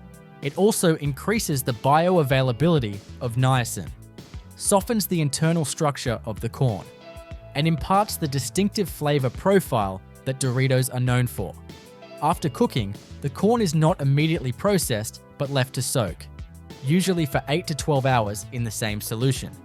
This extended soaking allows the lime to fully penetrate the kernel and continues the softening and flavor-enhancing process. After the soaking phase, the corn is drained and rinsed thoroughly in large industrial washers that spray it with jets of clean water while gently tumbling the kernels. The goal is to remove the loosened pericarp, excess lime, and any residual cooking liquid. What remains is called nixtamal, a soft, pliable corn mass that still holds the shape of whole kernels, but has a meaty, hydrated texture. The nixtamal is now ready to be ground into masa, the dough-like base of every Dorito chip. The grinding is performed using industrial stone mills, rotating horizontal stones made of volcanic rock or synthetic composites, precisely aligned to maintain a consistent grind size. The nixtamal is fed between the stones, and the pressure shears the softened corn into a dense, cohesive paste. This paste is the masa, and its texture is critical. It needs to be soft enough to press, but dry enough to hold shape without sticking. Operators continuously monitor the temperature of the mesa during grinding. Too much friction can overheat the dough, which affects the final chip texture. Ideal mesa temperature coming off the stones is around 45 to 55 degrees Celsius. Viscosity is checked using inline sensors that measure flow resistance, and if adjustments are needed, small amounts of water or returned dry mesa are mixed back in using an automated feedback loop. Now, it's time to form the masa into flat sheets. The ground mesa is transported via auger screws into a sheeting machine, which extrudes the dough between two polished stainless steel rollers. These rollers are adjustable to control sheet thickness down to the millimeter, usually targeting between 1.2 and 1.8 mm, depending on the final chip specification. The mesa sheets are laid directly onto a continuously moving conveyor belt that carries them to the cutting station. The cutting system is a rotary die cutter, a high-speed drum outfitted with rows of equidistant triangular blades, each perfectly matched to the iconic Doritos shape. As the mesa sheet moves beneath the drum, the rotating blades stamp out thousands of identical triangle chips per minute. Each cut is sharp and precise, with just enough spacing to leave minimal waste dough between cuts. The trimmings, the thin slivers of masa between triangles, are not discarded. They are automatically lifted via vacuum collection and returned to the start of the sheeting process. These scraps are reincorporated into the fresh dough, ensuring efficient use of material and maintaining consistency. The cut triangle chips now move on a flat conveyor to a brief baking phase, which we'll explore in detail in the next section. This preliminary baking is vital to reduce moisture and stabilize the chip before it enters the high heat frying zone. But before any oil is introduced or seasonings are applied, this early stage, cleaning, nixtamalization, grinding, sheeting, and cutting, is where the foundation of Doritos' crunch, shape, and flavor truly begins. Once the precisely cut mesa triangles are formed and conveyed forward, they reach one of the most critical transitions in the Doritos factory, the pre-baking zone. Though often overlooked, this short but essential phase serves as a structural stabilizer that prepares each chip for frying without deforming, bubbling uncontrollably, or becoming overly saturated with oil. This stage controls the internal moisture content and builds the texture foundation that will result in the signature crunch. The masa triangles, still soft and slightly tacky from the sheeting process, move onto a continuous metal mesh conveyor belt that leads directly into an industrial tunnel oven. This pre-bake oven is not designed to fully cook or brown the chip. Instead, its primary goal is to reduce the moisture level from roughly 50% down to about 25 to 30%. This ensures the surface of the chip becomes firm enough to hold its shape when exposed to hot oil, but not so dry that it resists expansion. The oven itself is typically divided into multiple thermal zones. The first zone begins around 160 degrees Celsius, gradually increasing to about 260 degrees Celsius by the final section. Heated air is circulated by high-velocity blowers, creating a turbulent flow across the top and bottom of the chips to ensure uniform dehydration. The baking conveyor is made of stainless steel mesh that allows hot air to penetrate from below, guaranteeing that no side of the chip is undercooked. Sensors monitor humidity at various checkpoints, and real-time data is fed into the oven's PLC system to dynamically adjust airspeed and temperature depending on fluctuations in mesa density, ambient humidity, or line speed. As the chips exit the oven, they emerge firmer, drier, and more resilient, yet still pale in color and lacking the blistered surface texture that defines a finished Dorito. That transformation happens in the next stage, the continuous fryer system. Here, the par-baked chips fall gently off the oven belt and descend onto the infeed section of a massive open-surface fryer. The fryer itself is a high-capacity stainless steel vessel filled with continuously filtered cooking oil. Most Doritos production lines use either corn oil, sunflower oil, or a proprietary blend of vegetable oils chosen for their high smoke points and neutral flavor profiles. The oil is maintained at a stable frying temperature of approximately 180 degrees Celsius, with variations of only +2 GC allowed during operation. Chips are submerged in the oil for about 35 to 55 seconds, depending on their exact moisture level and thickness. The chips ride through the fryer on a submersion conveyor, essentially a mesh belt with downward pressure bars that keep the chips fully immersed while preventing stacking or overlap. This is crucial because the frying process is not just about dehydration, it's about vaporization. As the residual water inside each chip turns to steam, it forces itself outward, puffing the chip slightly and creating those micro blisters and bubbly textures on the surface. This internal steam pressure is carefully managed. Too little and the chip stays flat and hard.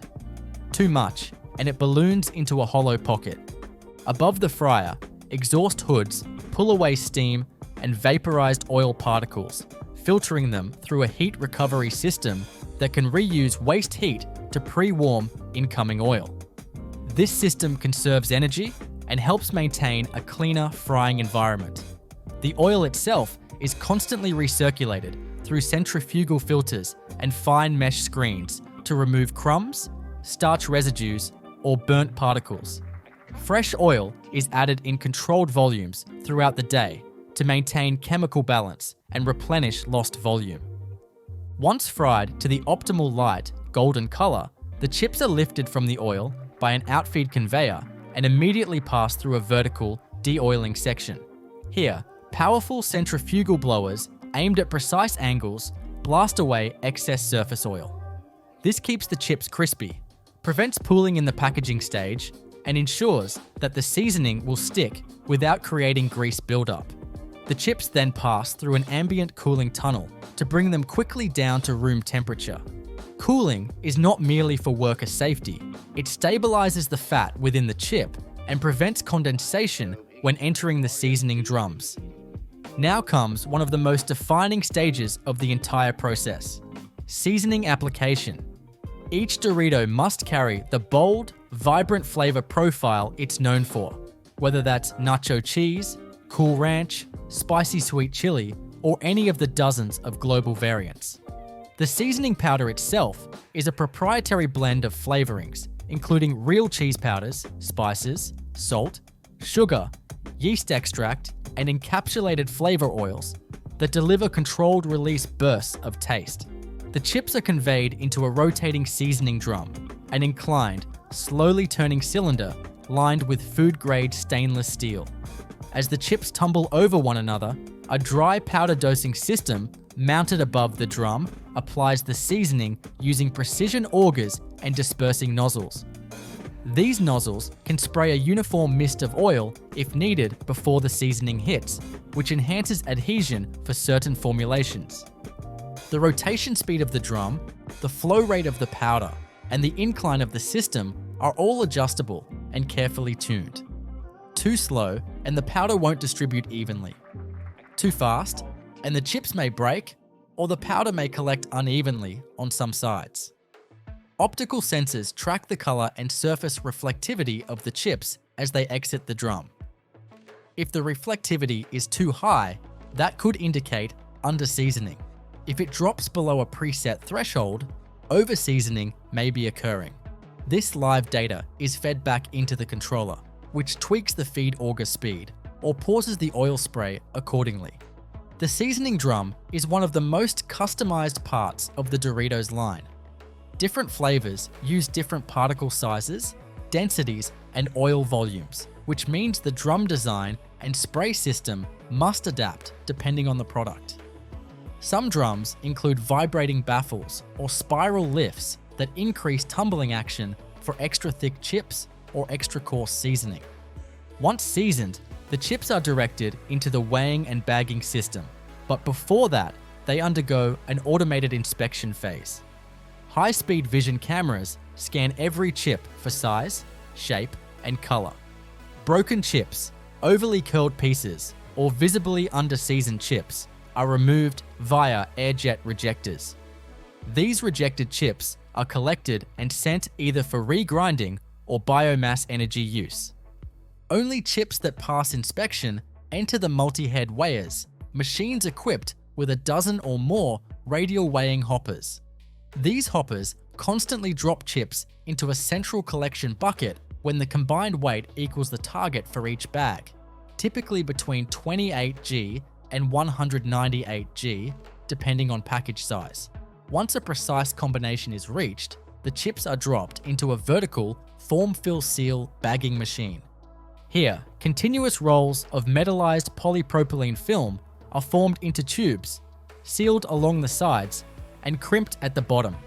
The weighed chips are dropped into the formed bag tube just before the top is sealed and cut.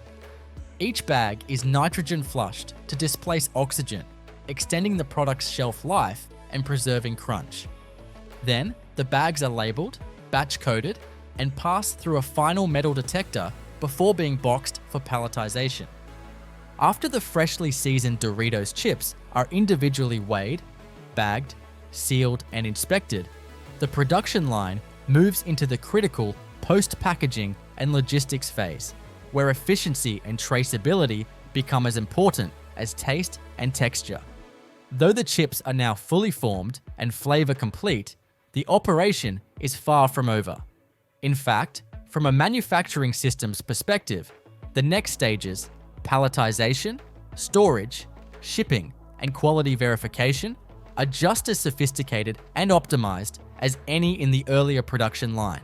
The newly filled Doritos bags exit the form-fill-seal machines onto a series of conveyor belts designed to collect, orient, and organize them by SKU, bag size, and flavor variant. These conveyor lines merge into case packing stations, which use robotic arms equipped with vacuum suction grippers or gentle mechanical paddles to lift and place the chip bags into cardboard cartons. These boxes are pre-folded, glued, and printed with relevant product information, including product code, flavor, best before date, factory location, and a scannable QR or barcode that links to all production details. Each carton is inspected for weight and shape before it moves to the next phase. Even slight deviations in shape, caused by mispacked bags or an uneven number of chips, can disrupt downstream palletizing operations, so edge integrity and sealing quality are monitored automatically using high-resolution 3D scanning systems. Any carton that fails to meet dimensional tolerance is rejected from the main flow and rerouted for manual inspection or reboxing. Once cleared, the filled cartons are transferred to automated palletizing stations. In most modern Doritos factories, this process is entirely robotic. A multi-axis robotic arm lifts groups of cartons and stacks them onto wooden or composite pallets according to a predefined stacking pattern optimized for shipping efficiency and stability. These patterns are determined by a logistics algorithm that accounts for box dimensions, weight distribution, and the pallet's ultimate destination, whether that's a domestic warehouse or a long-haul overseas container. After each pallet is completed, a robotic stretch wrapper encircles it with several layers of clear plastic film to stabilize the load. A printed pallet ID label is affixed, containing detailed information about its contents, including product types, quantities, batch numbers, and destination. These labels are scanned into the warehouse management system, linking each pallet to the larger production database in real time. From here, pallets are routed into the warehouse zone. Doritos production facilities feature climate-controlled warehouses designed to maintain product quality throughout the storage period before distribution. These zones are not refrigerated, as Doritos are shelf-stable, but they are meticulously managed to avoid conditions that could lead to staleness or packaging deformation. Temperatures are generally held between 18-22 degrees Celsius, and humidity is controlled below 50% to prevent foil bags from absorbing moisture or warping. Inventory in the warehouse is managed by automated storage and retrieval systems. Tall racking structures are navigated by robotic cranes that pick and place pallets based on real-time demand, stock rotation policies, and shipping schedules. Each pallet's position in the warehouse is logged down to the specific shelf and column level, making retrieval highly efficient. The warehouse management system is integrated with the factory's enterprise resource planning software, ensuring that production and distribution are fully synchronized. While in storage, every pallet of Doritos is subject to randomized quality control sampling. A team of trained technicians removes sample bags from various pallets across shifts and production lines and sends them to a separate sensory evaluation lab within the facility. Here, samples undergo a series of tests: mechanical compression for bag integrity, gas analysis for nitrogen content, and oxygen intrusion, seasoning density checks, and most importantly, taste and crunch testing. Crunch is measured using a texture analyzer, a machine that applies controlled force to the chip and records resistance, fracture point, and acoustic feedback. The results are compared to golden standard reference chips to determine if the texture profile remains within acceptable limits. Seasoning adhesion and intensity are tested via flavor profile mapping, and every element from saltiness to umami to residual aftertaste is scored and compared against target values. If a trend of inconsistency is detected, an investigation is initiated, often leading to a review of upstream production parameters like fry temperature variability, seasoning drum throughput, or even ingredient batch variations. This closed-loop system helps prevent long-term quality drift and enables real-time course correction. Beyond the factory, the logistics infrastructure that gets Doritos from warehouse to retail shelves is another marvel of scale and precision. The factory works in tandem with PepsiCo's broader distribution network, which includes regional distribution centers, cross-dock terminals, and last-mile delivery nodes. Based on retail demand forecasts drawn from sales data, seasonal trends, and real-time POS metrics, shipment volumes are adjusted dynamically. This avoids overproduction and waste while ensuring retailers remain stocked. Each shipment of Doritos is accompanied by a digital bill of materials, which includes all traceability data from ingredient sourcing to packaging and palletization. This document allows not only for internal tracking, but also rapid action in the event of any product recall or customer complaint. If an issue is raised about a particular bag, say under-seasoning in a certain region, operators can trace the issue back to a specific lot, machine, shift, and even the original corn batch used in production. Globally, the manufacturing process for Doritos is also adapted based on regional consumer preferences and regulatory standards. While the foundational steps remain consistent, nixtamalization, sheeting, cutting, frying, and seasoning, the recipes and specifications can vary significantly. For example, in the US, cheese-based seasonings often use cheddar powder and lactic acid for tang, while in the UK or India, formulations may include less salt or alternative flavor enhancers to meet local guidelines or taste expectations. In markets like Japan or South Korea, where flavor sophistication and novelty are highly valued, factories produce limited edition Doritos featuring ingredients like wasabi, squid ink, or yuzu citrus. These variations often require changes in seasoning particle size, oil stability, or packaging material, and as such, the production lines must remain flexible. To facilitate this, Doritos factories use modular flavor dosing systems and quick changeover machines that allow seamless transitions between variants with minimal downtime. In addition to this flexibility, Doritos production lines are increasingly being outfitted with smart factory technologies. These include IoT sensors, predictive maintenance platforms, and AI-driven scheduling software. For instance, a vibration sensor might detect a subtle change in the seasoning drum's motor function that suggests a bearing is beginning to fail. Rather than waiting for a breakdown, the system automatically schedules maintenance during a planned production lull, avoiding unplanned downtime. Energy efficiency is also a growing focus. Waste heat from the fryers is often recovered through heat exchangers and used to preheat water for the nixtamalization tanks or warm the air in the seasoning room. Air filtration systems recycle hot air from the fryer exhaust into the building's HVAC to reduce natural gas usage. These sustainability practices help reduce both costs and environmental impact. Waste reduction is another area of innovation. Trimmings from mesa sheeting, broken chips, and seasoning dust are no longer treated as loss. Instead, they're collected, analyzed, and often reused in animal feed production, compost systems, or converted into biofuel at third-party processing facilities. Factory waste targets are set annually, and each production shift is scored on both yield efficiency and environmental impact.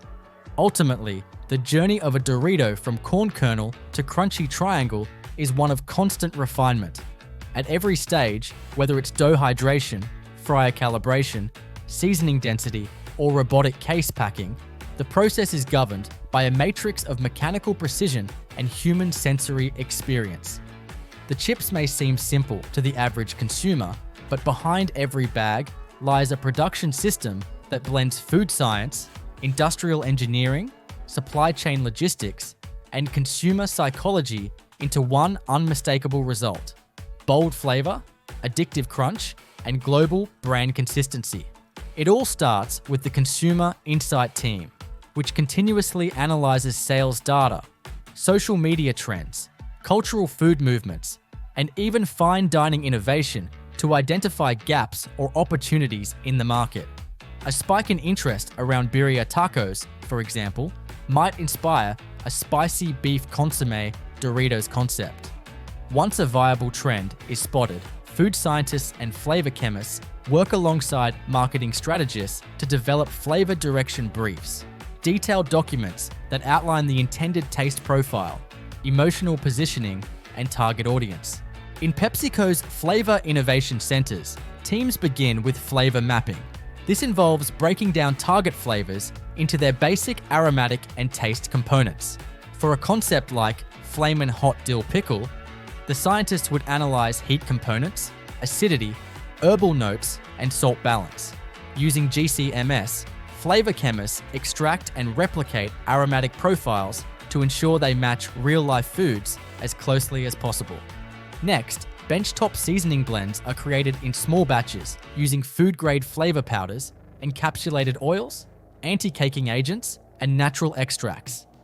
These are applied to test chips using miniature tumblers that mimic the behavior of full-scale seasoning drums.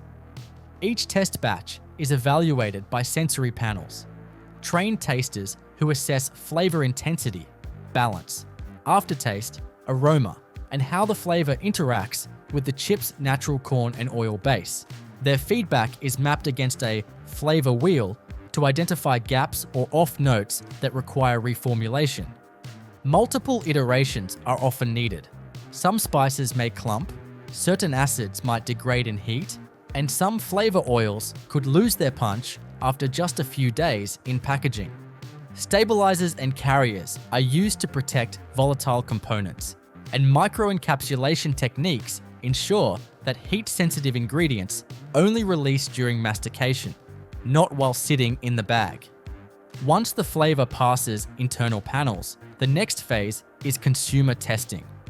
In select cities, Doritos organizes blind taste tests, sometimes with up to 500 participants per flavor. Reactions are scored not only on flavor, but on memorability, uniqueness, and potential repeat purchase behavior. Statistical modeling software crunches this data to identify the most promising formulas. When a flavor is approved, it must be scaled up to factory levels without losing its integrity. Seasoning blends are manufactured in industrial blenders, often in batches of hundreds of kilograms. The bulk seasoning is tested for particle size, uniformity, moisture absorption, and flow behavior.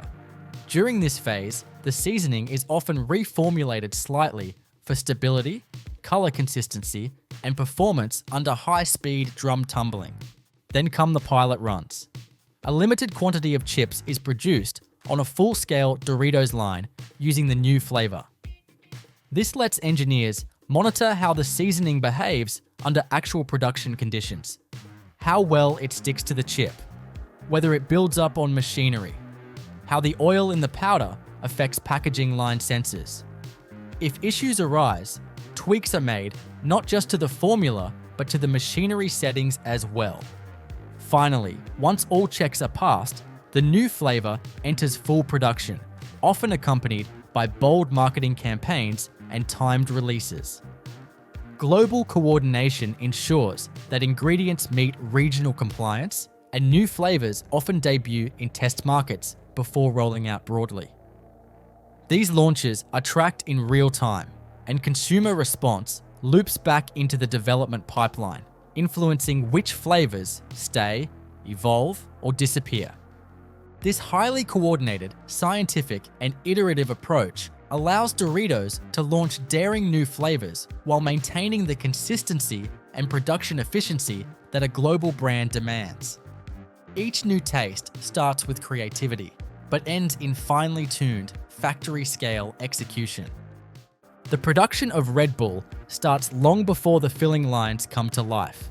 It begins at the sourcing and logistics stage, where each raw material used in the drink is carefully specified, contracted, and verified to meet the company's global quality standards.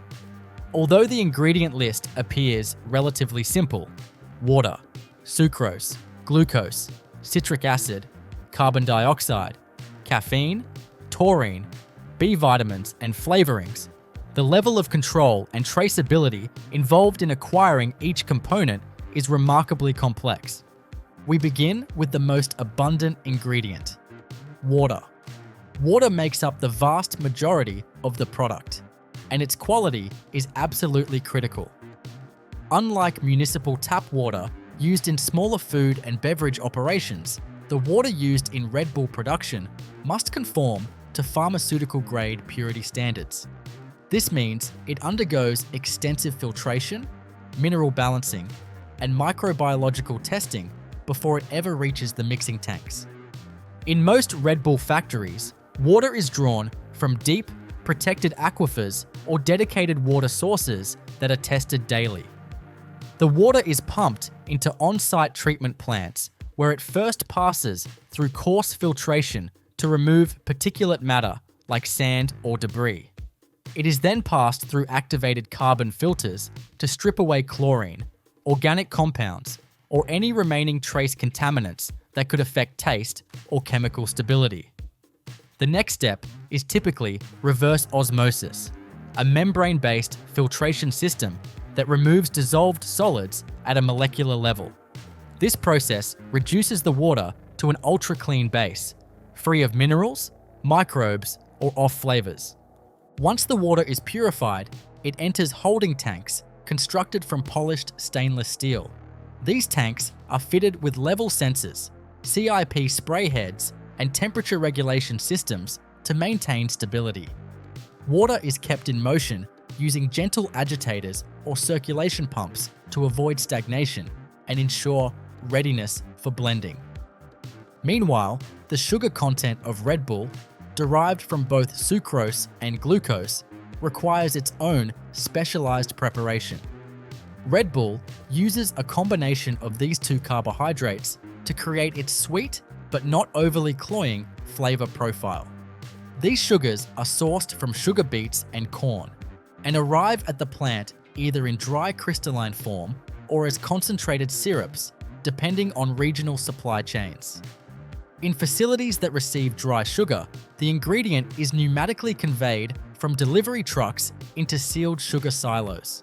These silos are climate controlled to prevent moisture absorption and equipped with weight sensors to track inventory in real time. When ready for production, the sugar is transferred to large dissolving tanks where it is combined with hot, purified water and mixed using high shear agitators to create a uniform syrup. This syrup is passed through mesh filters to remove any undissolved particles, then sent to a holding tank where it is cooled and held under sterile conditions. For glucose syrup, the process is slightly different.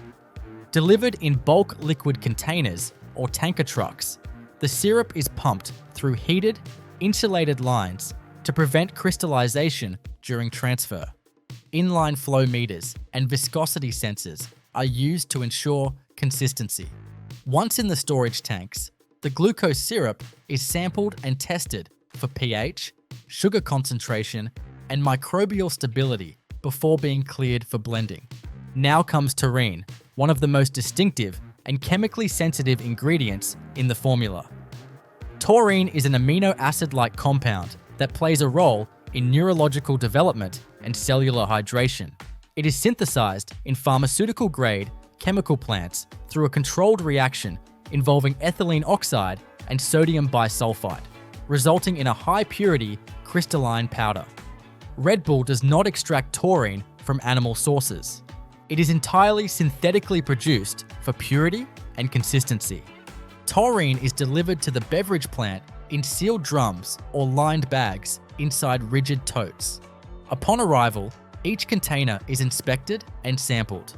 The contents are tested for purity using high-performance liquid chromatography and screened for heavy metals and microbial contamination. Once cleared, the powder is either stored in a dry room or moved directly to the batching area, where it is weighed with precision down to the gram using automated ingredient scales. Caffeine, another central functional ingredient, is handled with similar precision. Synthetic caffeine, which is chemically identical to naturally occurring caffeine, is the preferred form in most facilities due to its purity and consistency. It arrives in fine white powder form, packaged in airtight containers to prevent oxidation and contamination. Like taurine, caffeine is dosed in tightly controlled quantities. Too much, and the drink becomes bitter or risks regulatory violation. Too little, and the expected stimulant effect may be lost. B group vitamins, specifically niacin, pantothenic acid, vitamin B6, and vitamin B12 are delivered in stabilized powder form. These micronutrients are highly sensitive to heat, light, and oxygen, so they are packaged in light-blocking, nitrogen-flushed containers. They are stored in temperature-controlled rooms and only opened at the time of production. Dosing is managed using micro-feeding systems, capable of adding quantities in the milligram range with high accuracy. Citric acid, used to balance sweetness and enhance shelf life, is one of the more straightforward ingredients. It arrives in either crystalline or liquid form, depending on plant setup. Like the sugars, citric acid is dissolved or diluted in purified water, filtered, and then pumped into blending tanks using stainless steel sanitary piping. It is included not only for flavor, but also to regulate the final pH of the drink, which has an impact on microbial resistance and carbonation behavior. The final core ingredient, prepared before blending, is carbon dioxide. Although it's added at the end of the line during filling, CO2 must be stored on-site in large insulated tanks under high pressure. This gas is certified food grade and must meet stringent standards for purity and dryness. Impurities in the gas, such as hydrocarbons or sulfur compounds, can result in off flavors or affect carbonation stability. Inline purifiers and moisture traps ensure that the gas remains within specification as it travels to the carbonation units. At this stage, all the major ingredients have been separately received, prepared, filtered, and stored in secure holding tanks, each one monitored by a network of sensors and controlled through a centralized process control system. The factory is now ready to enter the next phase, the blending and batch formulation process, where the base liquid is built step by step from these prepared components under tightly monitored conditions. Inside the blending hall of a Red Bull manufacturing plant, massive stainless steel tanks, often tens of thousands of liters in capacity, stand ready to receive pre-prepared ingredients. Each of these tanks is built with industrial mixers at the base and along the walls, with baffles designed to eliminate dead zones and ensure even distribution of all ingredients once mixing begins. These aren't just glorified vats, they're engineered systems with flow sensors, agitation controllers, and automated dosing inlets. Blending starts with the base, purified water. A calibrated volume is pumped into the blending tank. From here, the sweetener solution is added. By this point, the sugar and glucose have been dissolved into a consistent syrup in separate vessels and passed through fine mesh filters to remove any undissolved particles. They're now gravity-fed or pumped into the main tank through metered valves, which record the exact volume added in real time. At this stage, the solution is still colorless, with a mild sweetness and a viscosity slightly thicker than water. Stirring begins slowly, just enough to encourage circulation without aerating the mixture prematurely. Once the sweet base is established, the functional ingredients are added in a very specific sequence. This isn't just for convenience, it's chemical. Caffeine, taurine, and vitamins each behave differently depending on the pH, temperature, and concentration of the liquid they're introduced into. To ensure even dissolution, caffeine is dosed in carefully, often pre-blended into a neutral, aqueous solution to avoid clumping. Taurine, being more soluble, can be introduced directly, but at a steady rate to avoid localized saturation. The temperature of the blend is strictly controlled during this entire process, typically kept between 10 degrees C and 15 degrees. Keeping the temperature low helps prevent degradation of the heat-sensitive components, especially the B vitamins, and also limits the risk of microbial growth. Inline cooling jackets on the tank walls help regulate this, while digital sensors constantly send data to the factory's main control panel. After the active ingredients are in and fully dissolved, the next step is homogenization. While Red Bull is a clear drink and doesn't have oil-based elements like some emulsified beverages, this process is still used to ensure complete molecular distribution. A high-speed rotor-stator mixer is activated to subject the liquid to intense shear forces, ensuring that no microclumps or undissolved pockets remain. Think of this as the industrial version of making sure your recipe has no lumps, but at a scale where a few unblended grams could ruin an entire batch worth millions of servings. Once homogenized, the blend is passed through a fine filter system, often absolute rated filters that remove particles down to the sub-micron level. This is the final polish of the beverage, ensuring not just clarity and texture, but also eliminating any particulate matter that could interfere with carbonation or filling equipment. Now, the finished liquid base is sent to a storage tank, often referred to as the balance tank, which feeds the carbonation system. At this stage, the liquid is still uncarbonated. Carbonation must be done with surgical accuracy, both in timing and in gas levels. Too early, and carbon dioxide can escape during filling. Too late, and the drink will feel flat.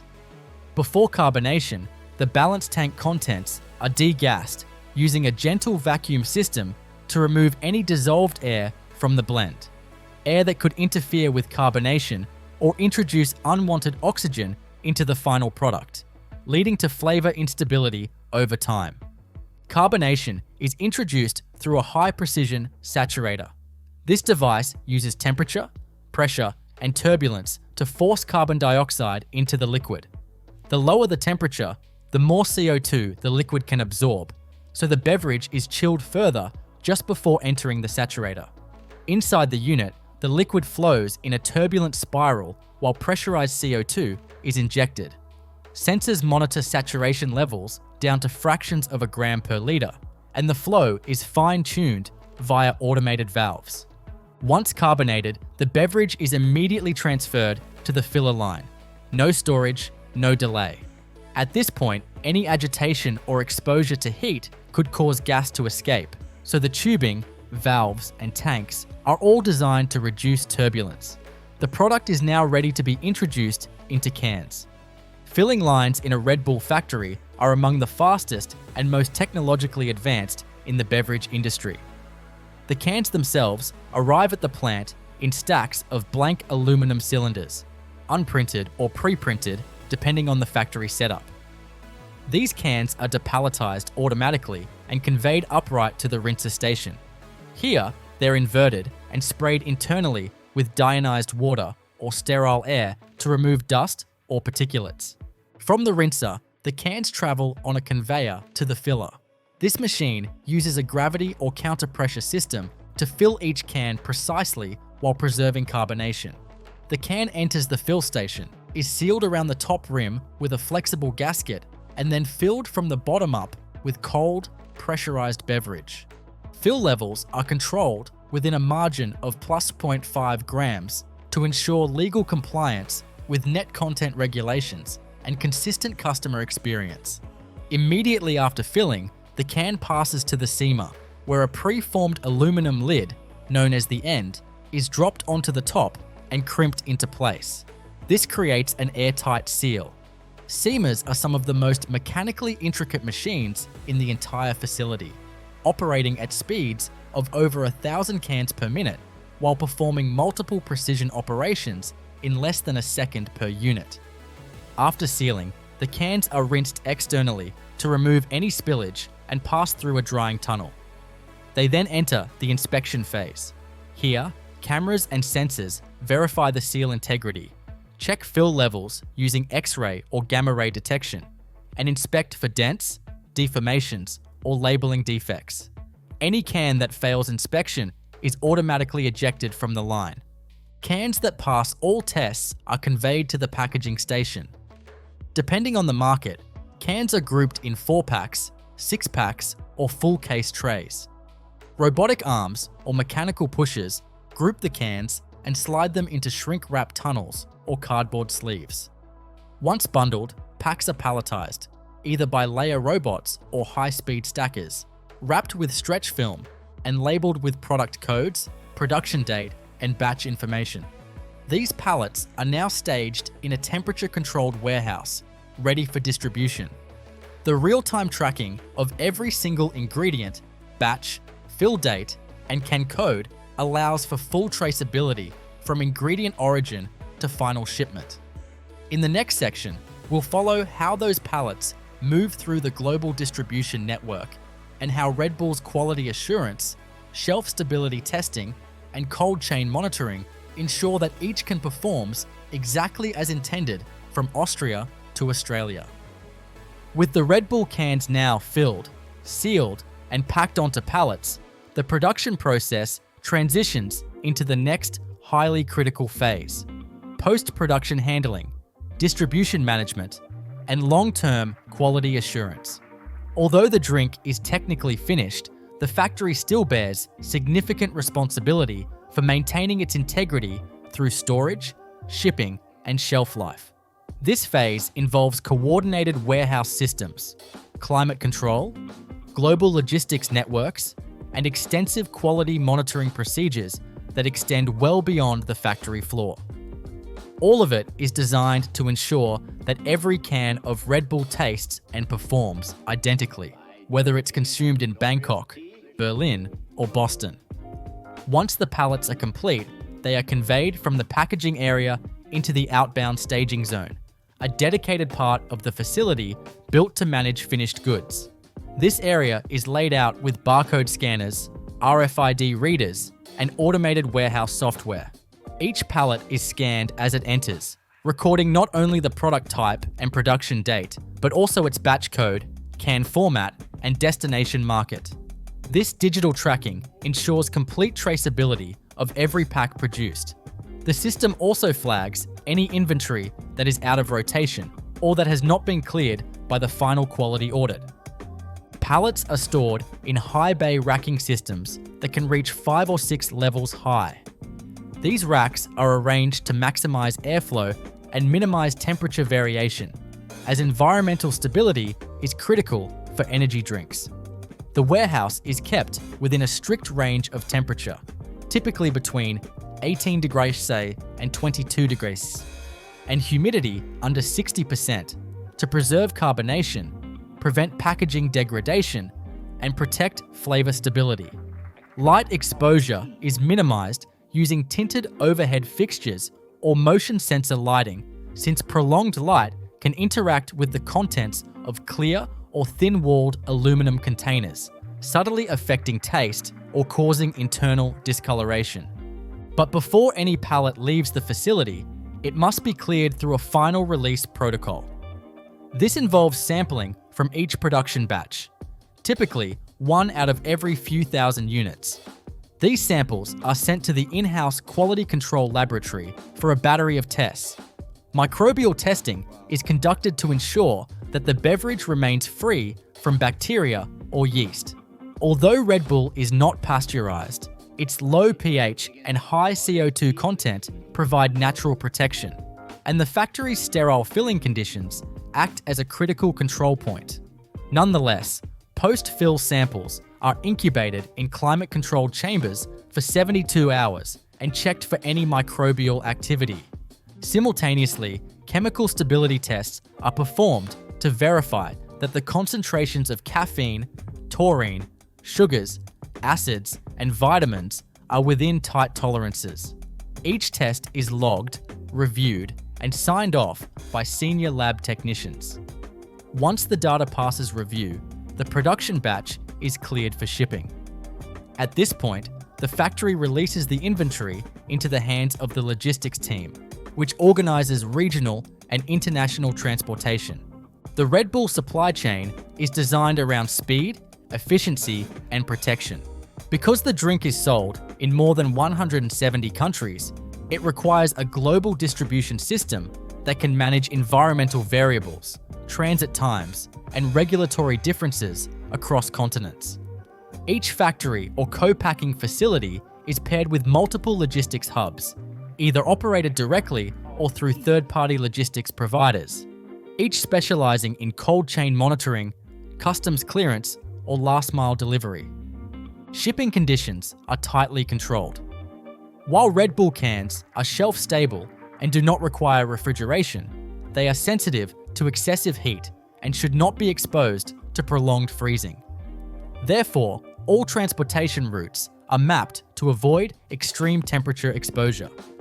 Trucks are preconditioned before loading, ensuring that their interior holds the correct temperature before the first pallet is moved in. During loading, factory staff monitor not just product count and pallet orientation, but also airflow paths and stacking height to ensure that cans are not crushed or deformed during transit. Each truck or container is equipped with temperature loggers and shock sensors. These devices record environmental data every few minutes and store it until offload. If a truck breaks down, or if the cargo passes through an area of extreme temperature fluctuation, the logs will show it. When the shipment arrives at its distribution center or regional warehouse, receiving teams will review the data. If it falls outside the acceptable range, the load may be held, inspected, or even rejected. This provides a full audit trail from the moment the product left the factory to its arrival at the next checkpoint. For international shipments, the process becomes even more complex. Export shipments must comply with country-specific food regulations. In some cases, ingredients must be declared differently. In others, labeling requirements vary. The factory works with regulatory teams to produce market-specific versions of the product, sometimes varying the language, caffeine content, or vitamin mix to meet local laws. Each international pallet is assigned a customs manifest, a certificate of analysis from the lab, and a temperature log that confirms it stayed within the specified range throughout the journey. Once Red Bull arrives at its destination warehouse, whether it's in Tokyo, Johannesburg, or Chicago, it enters a new round of inventory rotation and quality checks. Local distribution centers store the product under similar environmental controls, and the product is rotated using FIFO systems to minimize aging. While the drink has a long shelf life, usually around 18 months, Red Bull's internal standards aim to deliver most of its inventory to retailers within just a few weeks of production to ensure maximum freshness. Some pallets will be broken down into smaller loads and sent to large supermarket chains. Others are routed to gas stations, bars, vending machine operators, or e-commerce fulfillment centers. In each case, local merchandisers and sales teams monitor product placement, stocking practices, and display temperatures. Although Red Bull does not require refrigeration, many retailers choose to chill it for immediate consumption, and Red Bull provides branded refrigeration units to support this. At the store level, Red Bull continues to run random quality checks, known as in-market assessments. These include taste tests, packaging inspections, and code date verifications. Data from these assessments is sent back to the factory quality system and reviewed quarterly. If trends are observed, like subtle flavor degradation in warmer climates or denting during local transit, factory protocols are updated and packaging specifications may be revised. This feedback loop is critical to maintaining the uniform experience that Red Bull is known for globally. Even after the product has been sold, the process doesn't stop. Red Bull maintains traceability for every batch through lot codes printed on the bottom of each can. If a customer reports an issue, the quality team can pull that code, identify the exact production line, shift, and even the technician who oversaw that batch. While issues are rare, this system allows the company to investigate and resolve problems with precision, minimizing waste and protecting brand integrity. Beyond logistics and troubleshooting, the factory also conducts long-term aging tests. Retained samples from every production batch are stored under controlled conditions for 12 to 24 months. These samples are periodically tested for flavor consistency, vitamin retention, carbonation, and packaging durability. This helps inform decisions about shelf life labeling, new packaging materials, and product reformulation. Back at the plant, everything learned during distribution feeds into continuous improvement efforts. Engineers analyze transit shock data to refine pallet structures. chemists review long-term flavor curves to tweak the balance of acids and preservatives. Operators attend refresher training sessions on fill line calibration, cap torque standards, and seaming pressure. The plant becomes not just a factory, but an evolving ecosystem of precision, designed to produce millions of cans with microscopic tolerance and global dependability. Inside Red Bull's production and R&D infrastructure, innovation continues quietly and continuously alongside the high-speed filling lines. While the mainstream drink is tightly standardized, parallel systems exist within the factory environment for development, testing, and controlled rollout of new variants, flavors, and formats.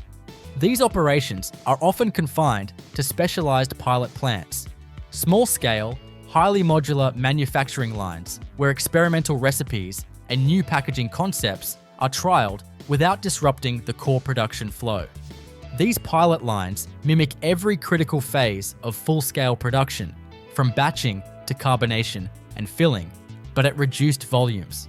Engineers can simulate the thermal and mechanical stresses of the full-size process, adjusting flow rates, temperature profiles, and equipment speeds to understand how small tweaks to formula or process could affect outcomes.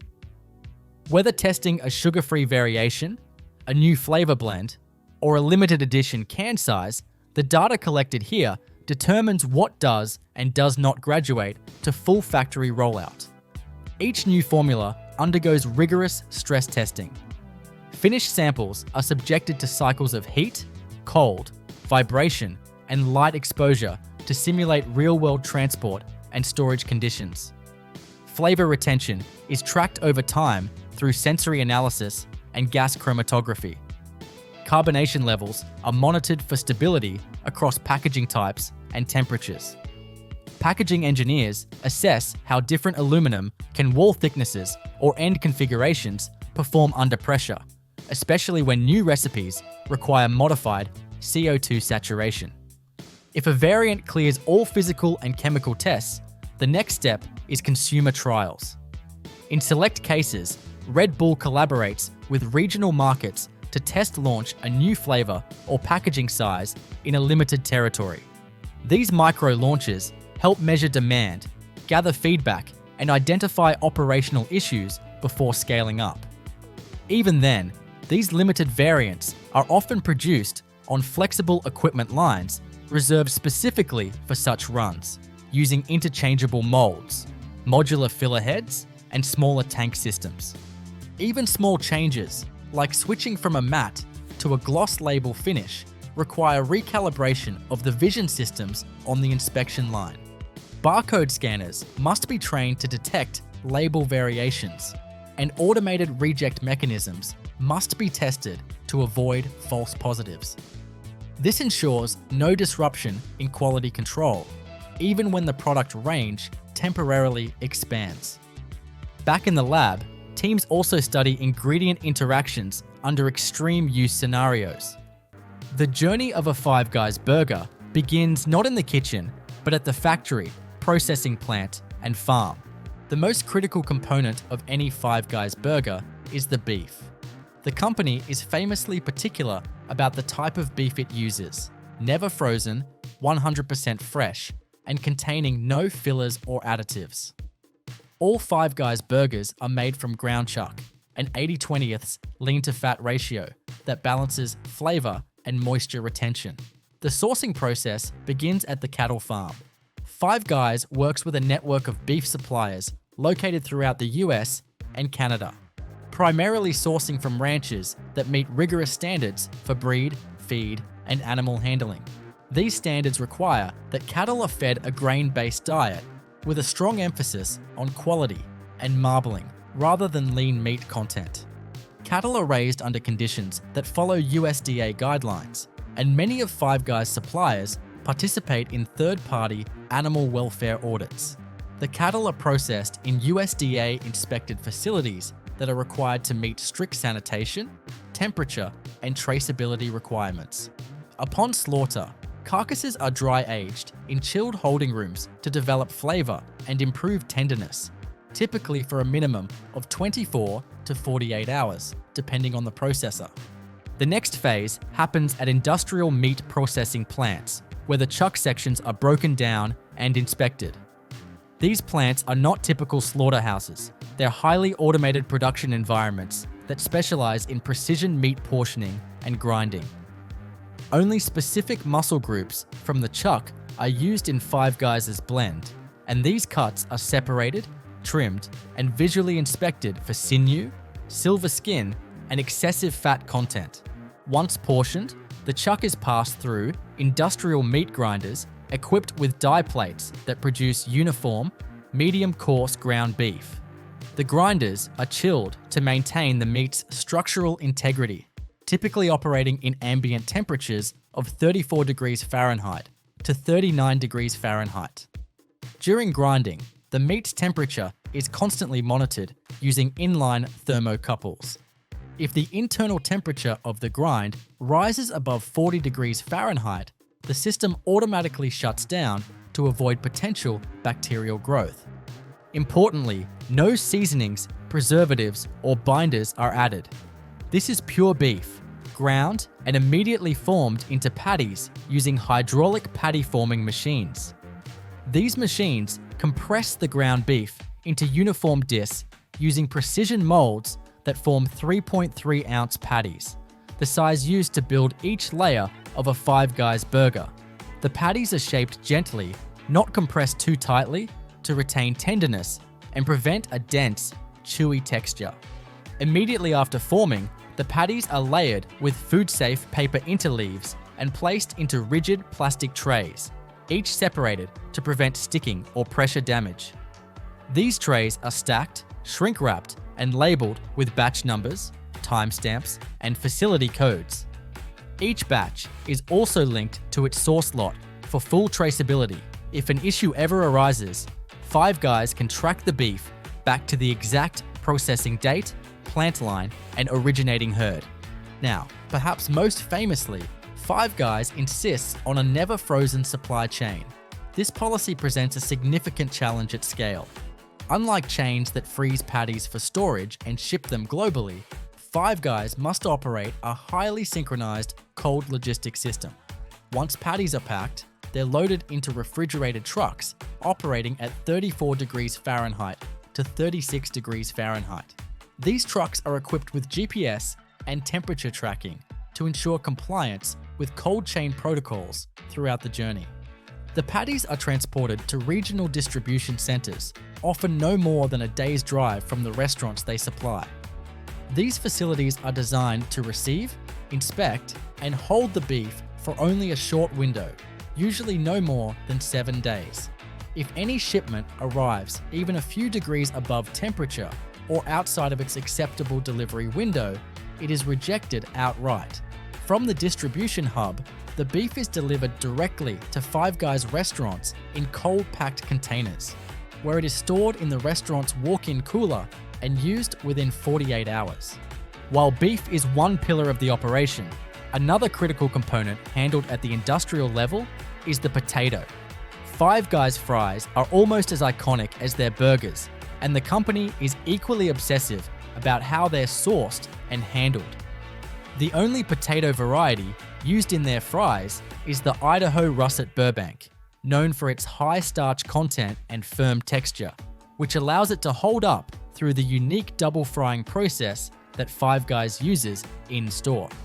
At the agricultural level, potatoes are contracted from farms in the Pacific Northwest, with many coming from family-owned operations in Idaho and Washington.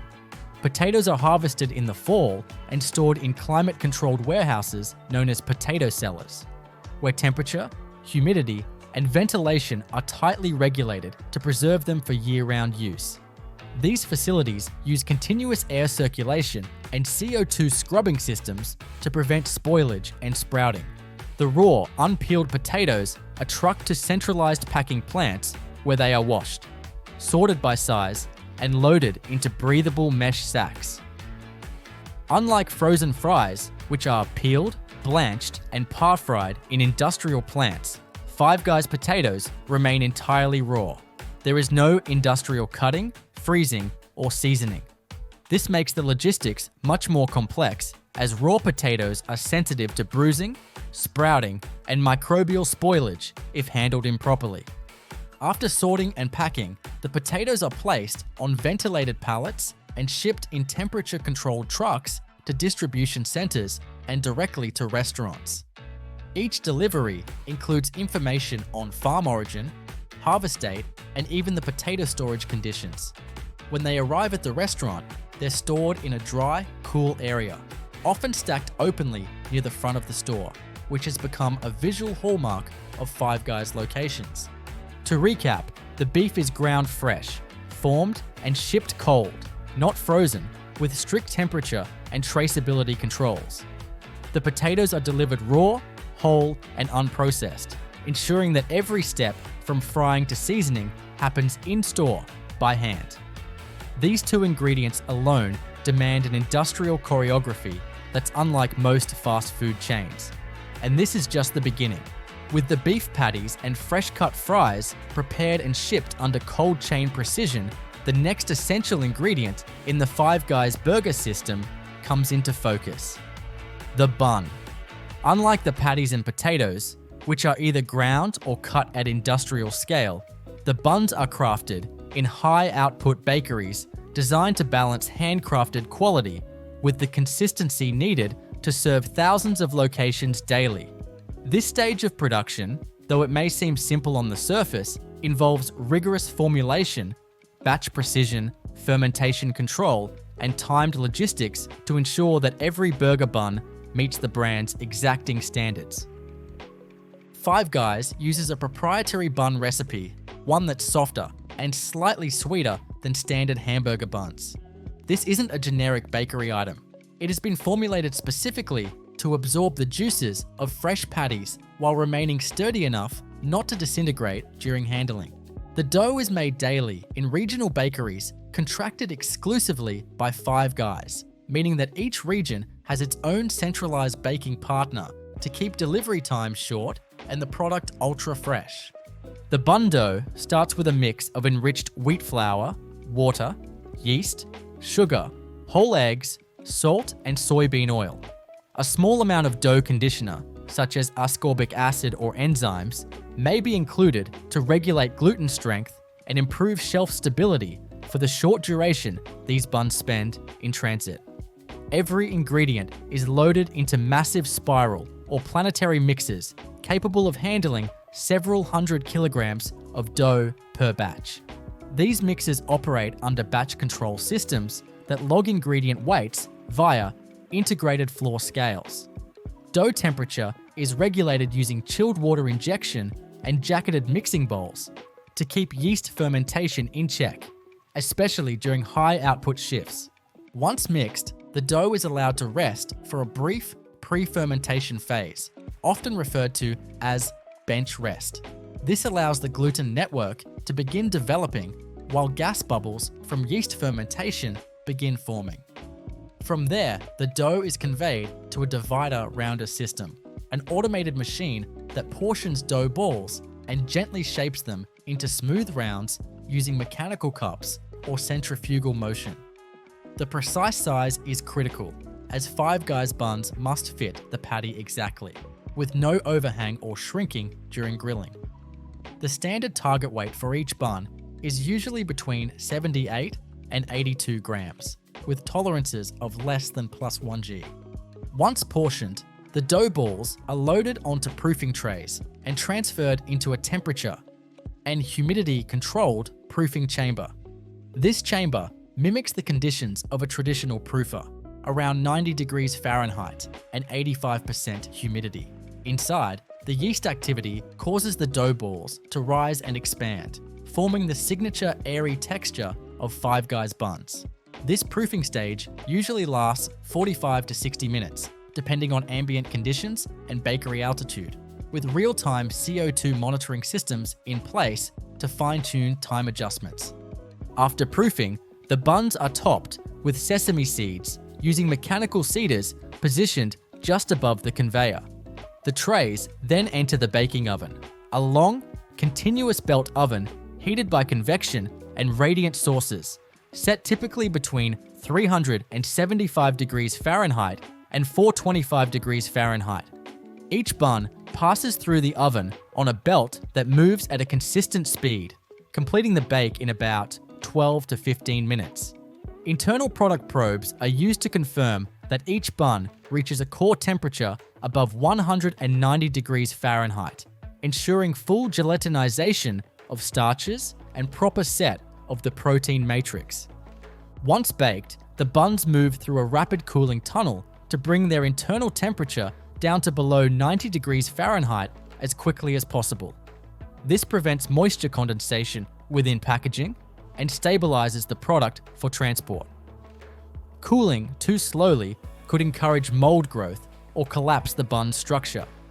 The cooled buns are then passed to an automated slicer that splits each bun horizontally, preparing it for use in restaurants. The slicing is done with oscillating serrated blades that operate in sync with the belt speed to avoid tearing or compression. The sliced buns are carefully packed into breathable plastic sleeves, typically holding 6 to 8 buns per pack, and then into cardboard cartons. These cartons are labeled with batch numbers, bakery codes, timestamps, and use-by dates. The target shelf life is short, usually no more than 5 days, including shipping and storage time in line with Five Guys' no freezer policy. Because the buns contain no artificial preservatives, they require tight turnaround from production to consumption. Logistically, the buns are shipped daily from bakeries to distribution centers and then to restaurants.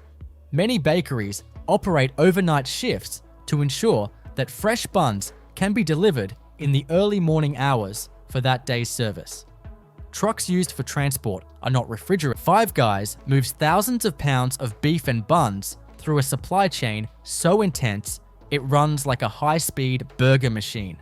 Behind every fresh, made-to-order meal is a massive factory system designed to deliver consistent flavor with zero shortcuts.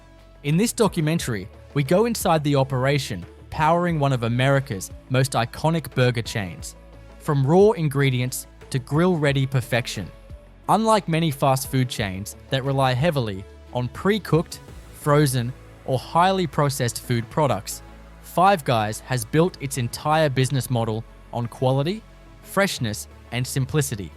That simplicity, however, hides a remarkably complex and carefully controlled supply chain that delivers consistent, high-quality ingredients to thousands of restaurants across the US and internationally. The journey of a Five Guys burger begins not in the kitchen, but at the factory, processing plant, and farm. The most critical component of any Five Guys burger is the beef. The company is famously particular about the type of beef it uses, never frozen, 100% fresh, and containing no fillers or additives. All Five Guys burgers are made from ground chuck, an 80/20 lean to fat ratio that balances flavor and moisture retention. The sourcing process begins at the cattle farm. Five Guys works with a network of beef suppliers located throughout the US and Canada, primarily sourcing from ranches that meet rigorous standards for breed, feed, and animal handling. These standards require that cattle are fed a grain-based diet with a strong emphasis on quality and marbling rather than lean meat content. Cattle are raised under conditions that follow USDA guidelines, and many of Five Guys suppliers participate in third-party animal welfare audits. The cattle are processed in USDA-inspected facilities that are required to meet strict sanitation, temperature, and traceability requirements. Upon slaughter, carcasses are dry-aged in chilled holding rooms to develop flavor and improve tenderness, typically for a minimum of 24 to 48 hours, depending on the processor. The next phase happens at industrial meat processing plants, where the chuck sections are broken down and inspected. These plants are not typical slaughterhouses. They're highly automated production environments that specialize in precision meat portioning and grinding. Only specific muscle groups from the chuck are used in Five Guys' blend, and these cuts are separated, trimmed, and visually inspected for sinew, silver skin, and excessive fat content.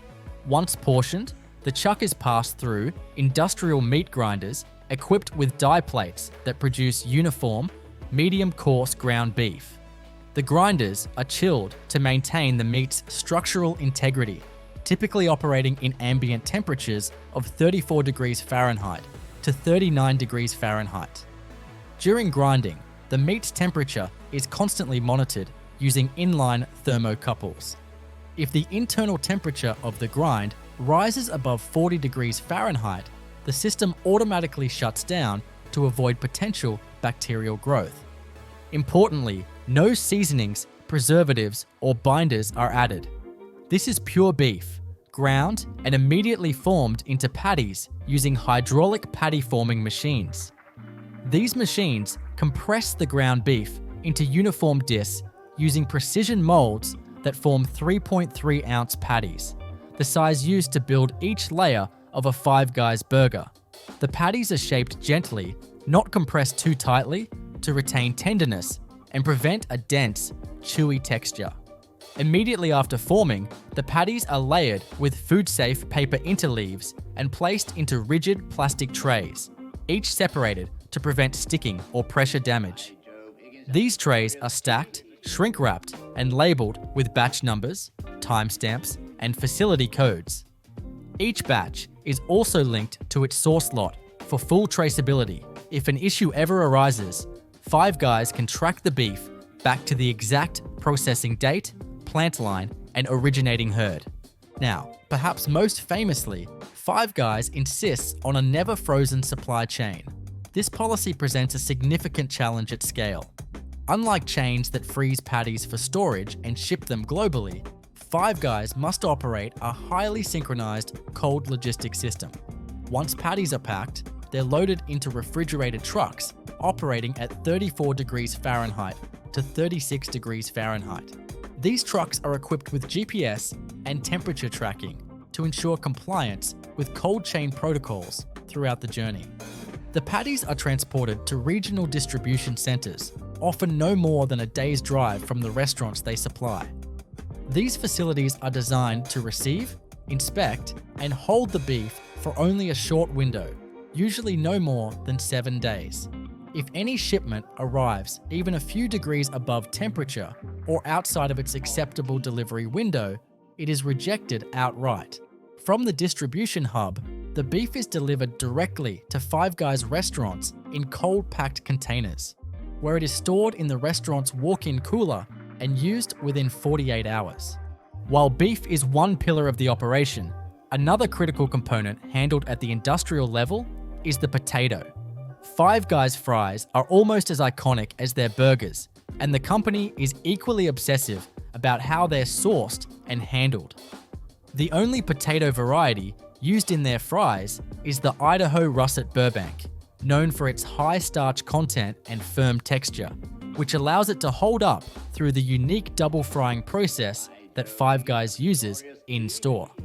At the agricultural level, potatoes are contracted from farms in the Pacific Northwest, with many coming from family-owned operations in Idaho and Washington. Potatoes are harvested in the fall and stored in climate-controlled warehouses known as potato cellars, where temperature, humidity, and ventilation are tightly regulated to preserve them for year-round use. These facilities use continuous air circulation and CO2 scrubbing systems to prevent spoilage and sprouting.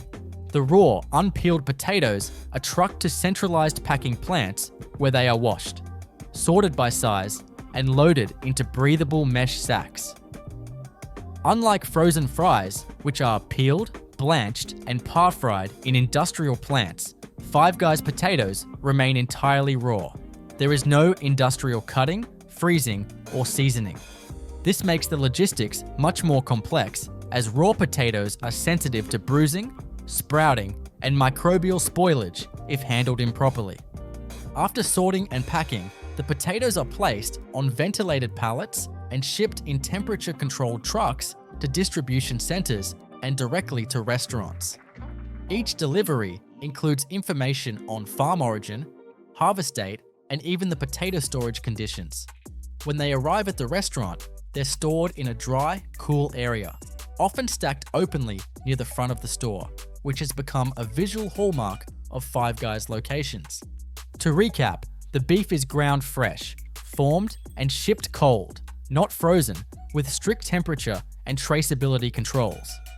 The potatoes are delivered raw, whole, and unprocessed, ensuring that every step from frying to seasoning happens in-store by hand. These two ingredients alone demand an industrial choreography that's unlike most fast food chains. And this is just the beginning. With the beef patties and fresh-cut fries prepared and shipped under cold chain precision, the next essential ingredient in the Five Guys burger system comes into focus: the bun. Unlike the patties and potatoes, which are either ground or cut at industrial scale, the buns are crafted in high-output bakeries designed to balance handcrafted quality with the consistency needed to serve thousands of locations daily. This stage of production, though it may seem simple on the surface, involves rigorous formulation, batch precision, fermentation control, and timed logistics to ensure that every burger bun meets the brand's exacting standards. Five Guys uses a proprietary bun recipe, one that's softer and slightly sweeter than standard hamburger buns. This isn't a generic bakery item. It has been formulated specifically to absorb the juices of fresh patties while remaining sturdy enough not to disintegrate during handling. The dough is made daily in regional bakeries contracted exclusively by Five Guys, meaning that each region has its own centralized baking partner to keep delivery times short and the product ultra fresh. The bun dough starts with a mix of enriched wheat flour, water, yeast, sugar, whole eggs, salt, and soybean oil. A small amount of dough conditioner, such as ascorbic acid or enzymes, may be included to regulate gluten strength and improve shelf stability for the short duration these buns spend in transit.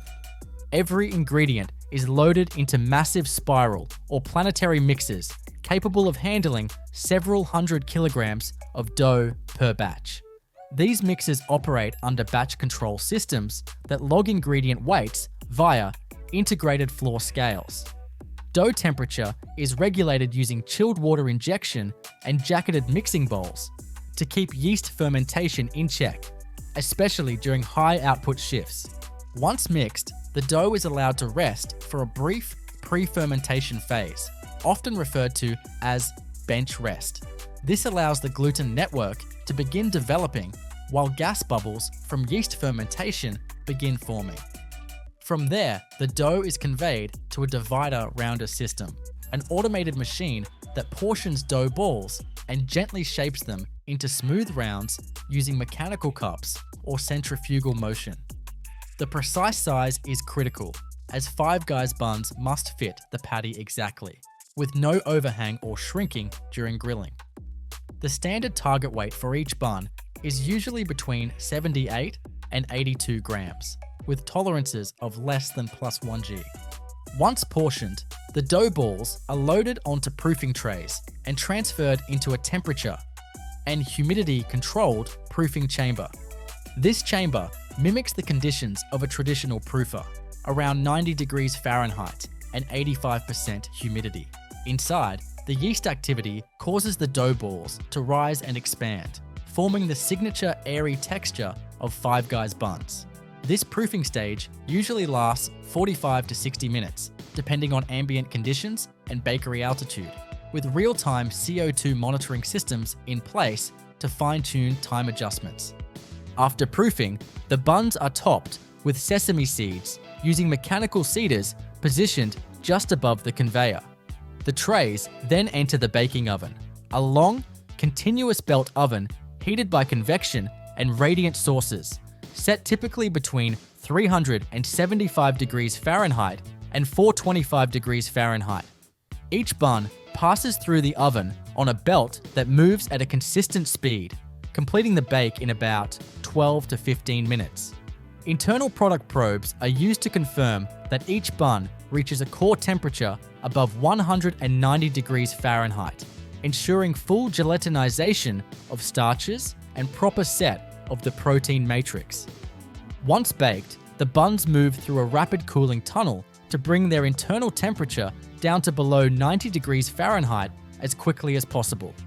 This prevents moisture condensation within packaging and stabilizes the product for transport. Cooling too slowly could encourage mold growth or collapse the bun's structure. The cooled buns are then passed to an automated slicer that splits each bun horizontally, preparing it for use in restaurants. The slicing is done with oscillating serrated blades that operate in sync with the belt speed to avoid tearing or compression. The sliced buns are carefully packed into breathable plastic sleeves, typically holding 6 to 8 buns per pack, and then into cardboard cartons. These cartons are labeled with batch numbers, bakery codes, timestamps, and use-by dates.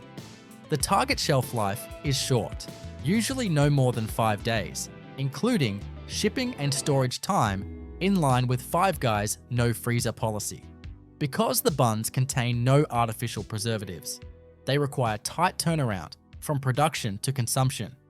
Logistically, the buns are shipped daily from bakeries to distribution centers and then to restaurants.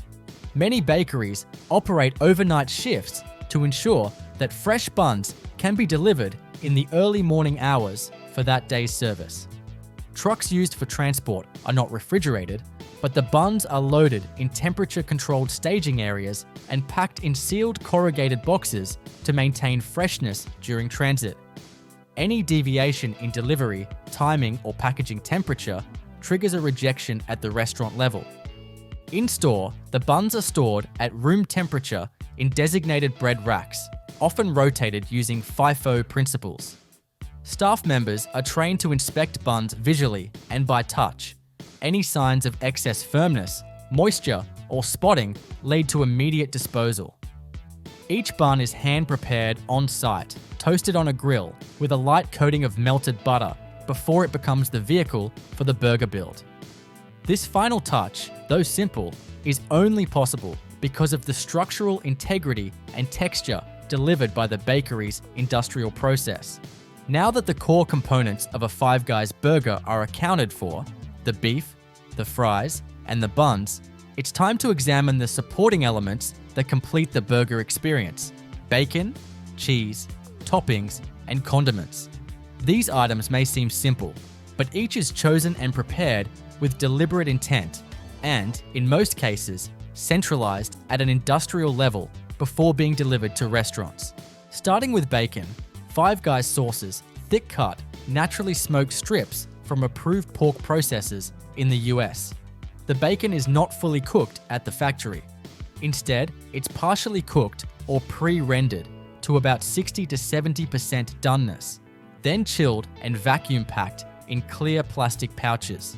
These pouches are labeled and sorted by weight and count per case, with each case tagged for traceability. The bacon is cooked to completion in the restaurant, where staff lay it flat on the grill and crisp it to order. This two-step process, initial industrial cooking followed by final preparation, ensures food safety, flavor development, and grease reduction